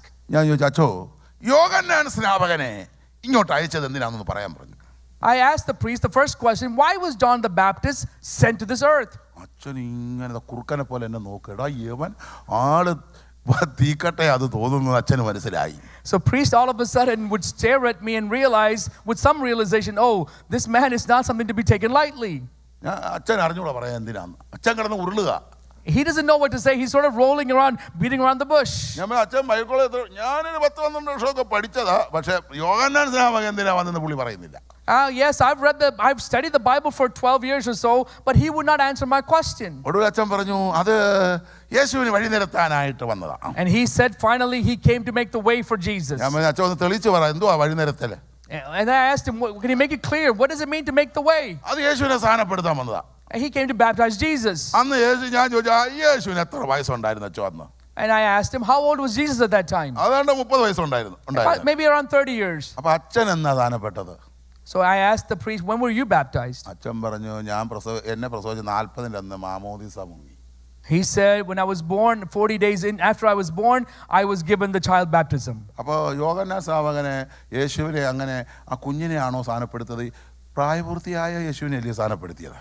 So I asked him, was Jesus baptized as a child or was he of age when he was baptized? അപ്പോൾ ജ്ഞാനസ്നാനമല്ലേ വേദപുസ്തകത്തിൽ പറയുന്നത്? So isn't it the baptism that comes from the knowledge and belief that Bible talks about? യേശുവിനെ സ്ഥാനപ്പെടുത്താൻ യോഹന്നാൻ വിലക്കിയെന്നല്ലേ പറയുന്നത്? Doesn't it say that John was hesitant and to baptize Jesus? ഇത് എല്ലാവർക്കും ഉചിതം പറഞ്ഞല്ലേ യോഹന്നാന്റെ കൈകളിൽ യേശു സ്ഥാനപ്പെട്ടത്?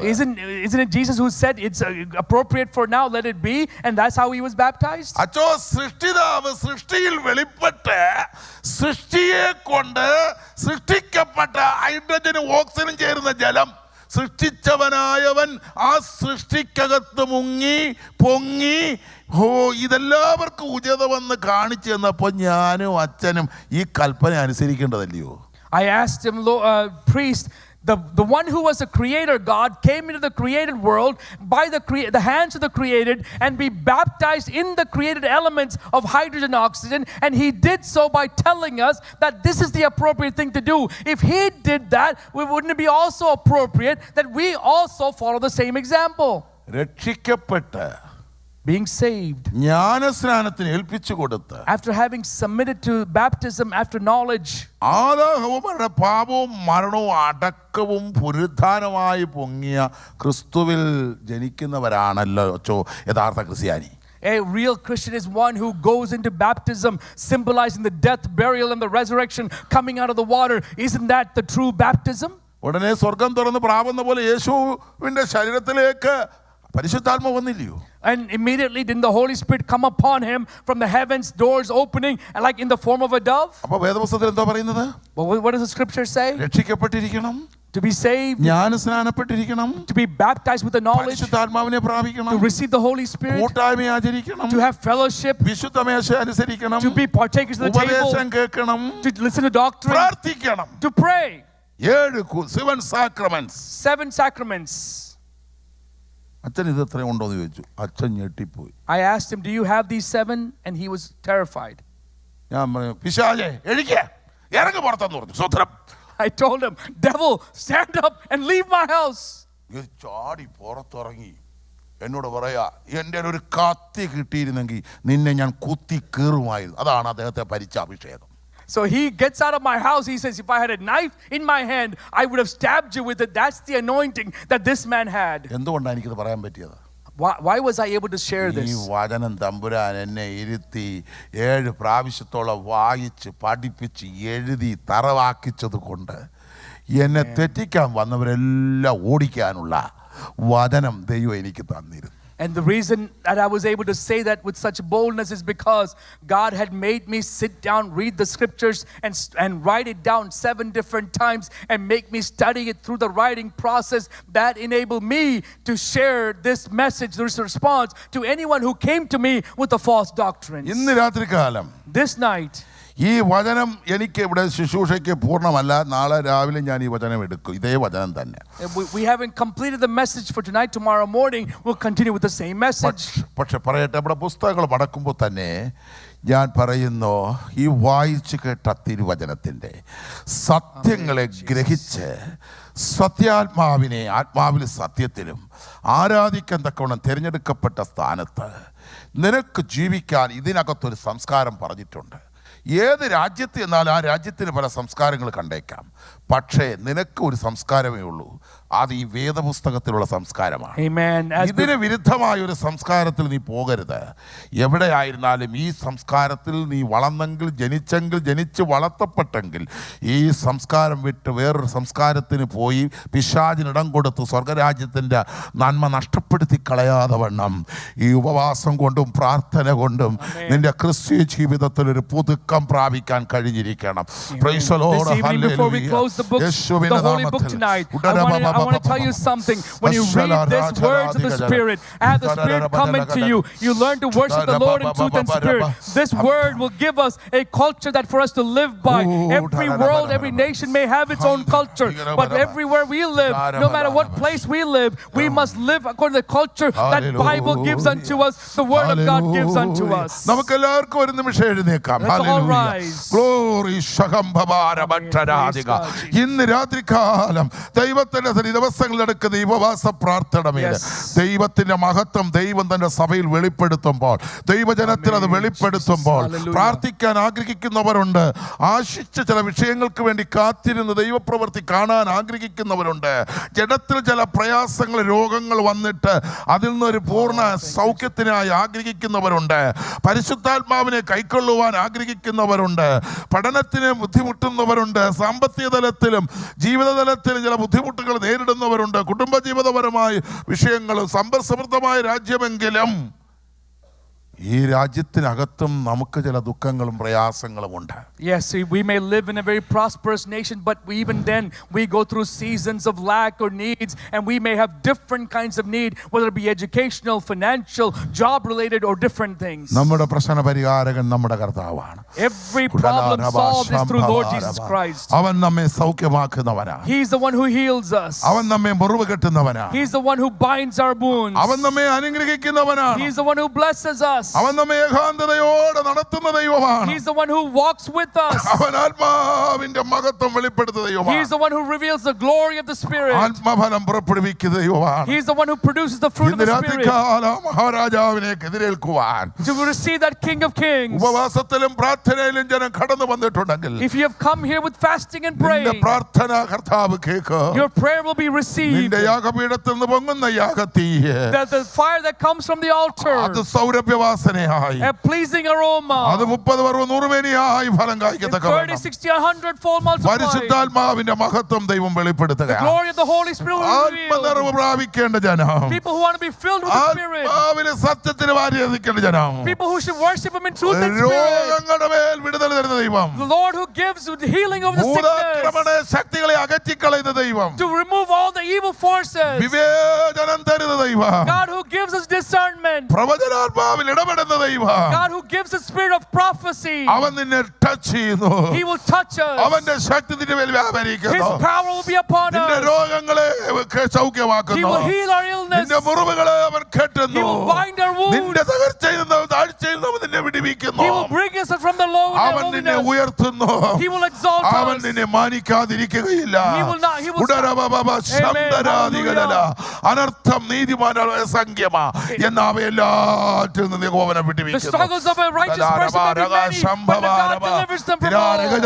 ഉണർവിന്റെ Amen. ആത്മാവ്, Hallelujah. ഉണർവിന്റെ ശക്തിയാൽ, Amen. വിടുതലിന്റെ ശക്തിയാൽ, Hallelujah. ശാരീരികമായ ബലഹീനങ്ങൾ അകറ്റി ആത്മാവിന്റെ നിറവിലും ശക്തിയിലും Amen. തന്റെ ജനത്തിന് പേർ നീതി വെളിപ്പെടുത്തുന്ന ദൈവം.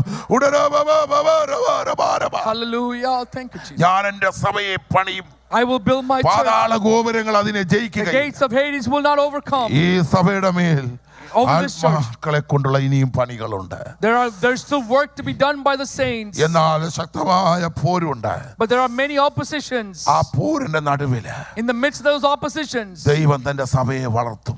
God will build the church. ഐക്യമത്യപ്പെട്ട് പ്രാർത്ഥിക്കുന്ന ദൈവസഭ, The church that prays in unity. ദൈവത്തിന്റെ മഹത്വത്തിനായി പ്രാർത്ഥിക്കുന്ന ദൈവസഭ. A church that prays for the glory of God. ഈ സ്റ്റേറ്റില്, ഈ ഒർലാൻഡോയിൽ ഈ സഭ ഒരു വെളിച്ചമാണ്. In this city, in this state, this church should be a light. ഇരുട്ടിൽ കിടക്കുന്നവർക്കൊരു വെളിച്ചമാണ്. To the people in darkness, this church should be a light. ഇത് തണ്ടുമേൽ ശോഭിക്കുന്ന വിളക്കാണ്. It's a light that shines. ഇത് മലമേൽ മറിഞ്ഞിരിക്കുന്ന പട്ടണമാണ്. It's a town that has been built upon the mountain. ഇത് ഭൂമിയുടെ ഉപ്പാണ്. This is the salt of the earth. ഇത് ലോകത്തിന്റെ വെളിച്ചമാണ്. This is the light of the world. ഇത് ഫലം കായ്ക്കുന്ന മുന്തിരിയുടെ കൊമ്പാണ്. This is the branch that bears fruit. ഈ സഭയോടുള്ള ദൈവത്തിന്റെ ശബ്ദമാണ്. That's the voice for this church. ഉറക്കെ നിലവിളിക്ക, Cry out loud. കാഹളം പോലെ നിന്റെ ശബ്ദമുയർത്തുക, Voice be like a നിന്റെ trumpet. വായു വിസ്താരത്തിൽ തുറക്ക, Open up your mouths അതിനെ wide. അനുഗ്രഹങ്ങളാൽ നിറയ്ക്കും. He will bless it. Hallelujah. വിമർശനങ്ങൾ മാറട്ടെ, Let criticism change. ഇടുങ്ങിയ ചിന്തകൾ അഴിയട്ടെ, Let thoughts of constraints be removed. അവിശ്വാസ ചിന്തകൾ മാറട്ടെ, Let unbelief be removed. മുൻവിധികൾ മാറട്ടെ. Let prejudice be removed. നിന്റെ വിടുതൽ നീ തന്നെ തടസ്സമാകാതിരിക്കാൻ Let it not be your character that becomes a hindrance. ഏറ്റു പറയേണ്ടത് ഏറ്റു പറഞ്ഞ് Confess what you need to confess. ദൈവത്തിന് പ്രവർത്തിക്കാൻ ഏൽപ്പിച്ചുകൊണ്ട് Surrender that the Lord may work among us. കർത്താവായവൻ The Lord of Lords. Patmos യോഹന്നാന് വെളിപ്പെട്ട The Lord who revealed himself to Patmos and to John. മാറത്ത് പൊൻകച്ച കെട്ടി The one who has the armor of നിലയങ്കി ധരിക്കപ്പെട്ട the one who is wearing the robe. ശുഭ്രവസ്ത്രധാരിയായവൻ, The one who is the white clothes. പനിനീർ പുഷ്പത്തിന് സദൃശമായ മുഖത്തുള്ളവൻ, The one who is beautiful and handsome. അഗ്നിജ്വാലക്കത്ത് കണ്ണോടുകൂടിയവൻ, One with the eyes of flame. ആണിപ്പാടുള്ള പൊൻകരുവുമായി The one with the nail-pierced hands. അവൻ നിന്റെ അരികിലേക്ക് He will വരികയാണ്. come near you. ഇന്ന് രാത്രികാലം This night, ആ ഇസ്രായേലിന്റെ പരിപാലകൻ മയങ്ങുകയില്ല, ഉറങ്ങുകയില്ല. the guardian of Israel will not sleep nor നിന്നെ slumber. കാക്കുന്നവൻ മയങ്ങി ഉറങ്ങുകയും The one ചെയ്യുന്നില്ല. who keeps you will not sleep nor അവൻ slumber. നിന്റെ കാതിൽ വന്ന് നിന്നോട് സംസാരിക്കുന്നു. He will come near you and talk അവൻ with നിന്റെ you. ബലഹീനതയിൽ അവൻ നിന്നെ താങ്ങുന്നു. In our weakness, He holds us. അവൻ നിന്നെ തൊടുന്നു. He touches us. ആത്മാവിന്റെ നിറവ് ഇല്ലാത്ത ദൈവവൈതൻ ആത്മനിറവിനായി ആഗ്രഹിക്കുന്നതിന്റെ മേൽ അവൻ തന്നെ ആത്മാവിനെ പകരുന്ന ദൈവമാണ്. Those who desire the filling of the Holy Spirit, He will fill you with the Holy നിന്റെ Spirit. ഉദരത്തിൽ വരുന്ന ഓപ്പറേഷനെ അവൻ സൗഖ്യമാക്കുന്ന ദൈവം. Amen. He's the one who heals the illness that you have. നിന്റെ ക്ഷീണത്തെ മാറ്റി വിരിക്കുന്ന ദൈവം. The one who removes your fatigue. Remove ചെയ്ത് സൗഖ്യമാക്കുന്നവൻ, ചെയ്ത മുറിവുകളെ കെട്ടുന്നവനായ ദൈവം അനുഗ്രഹിക്കുന്നു. ഹല്ലേലൂയ.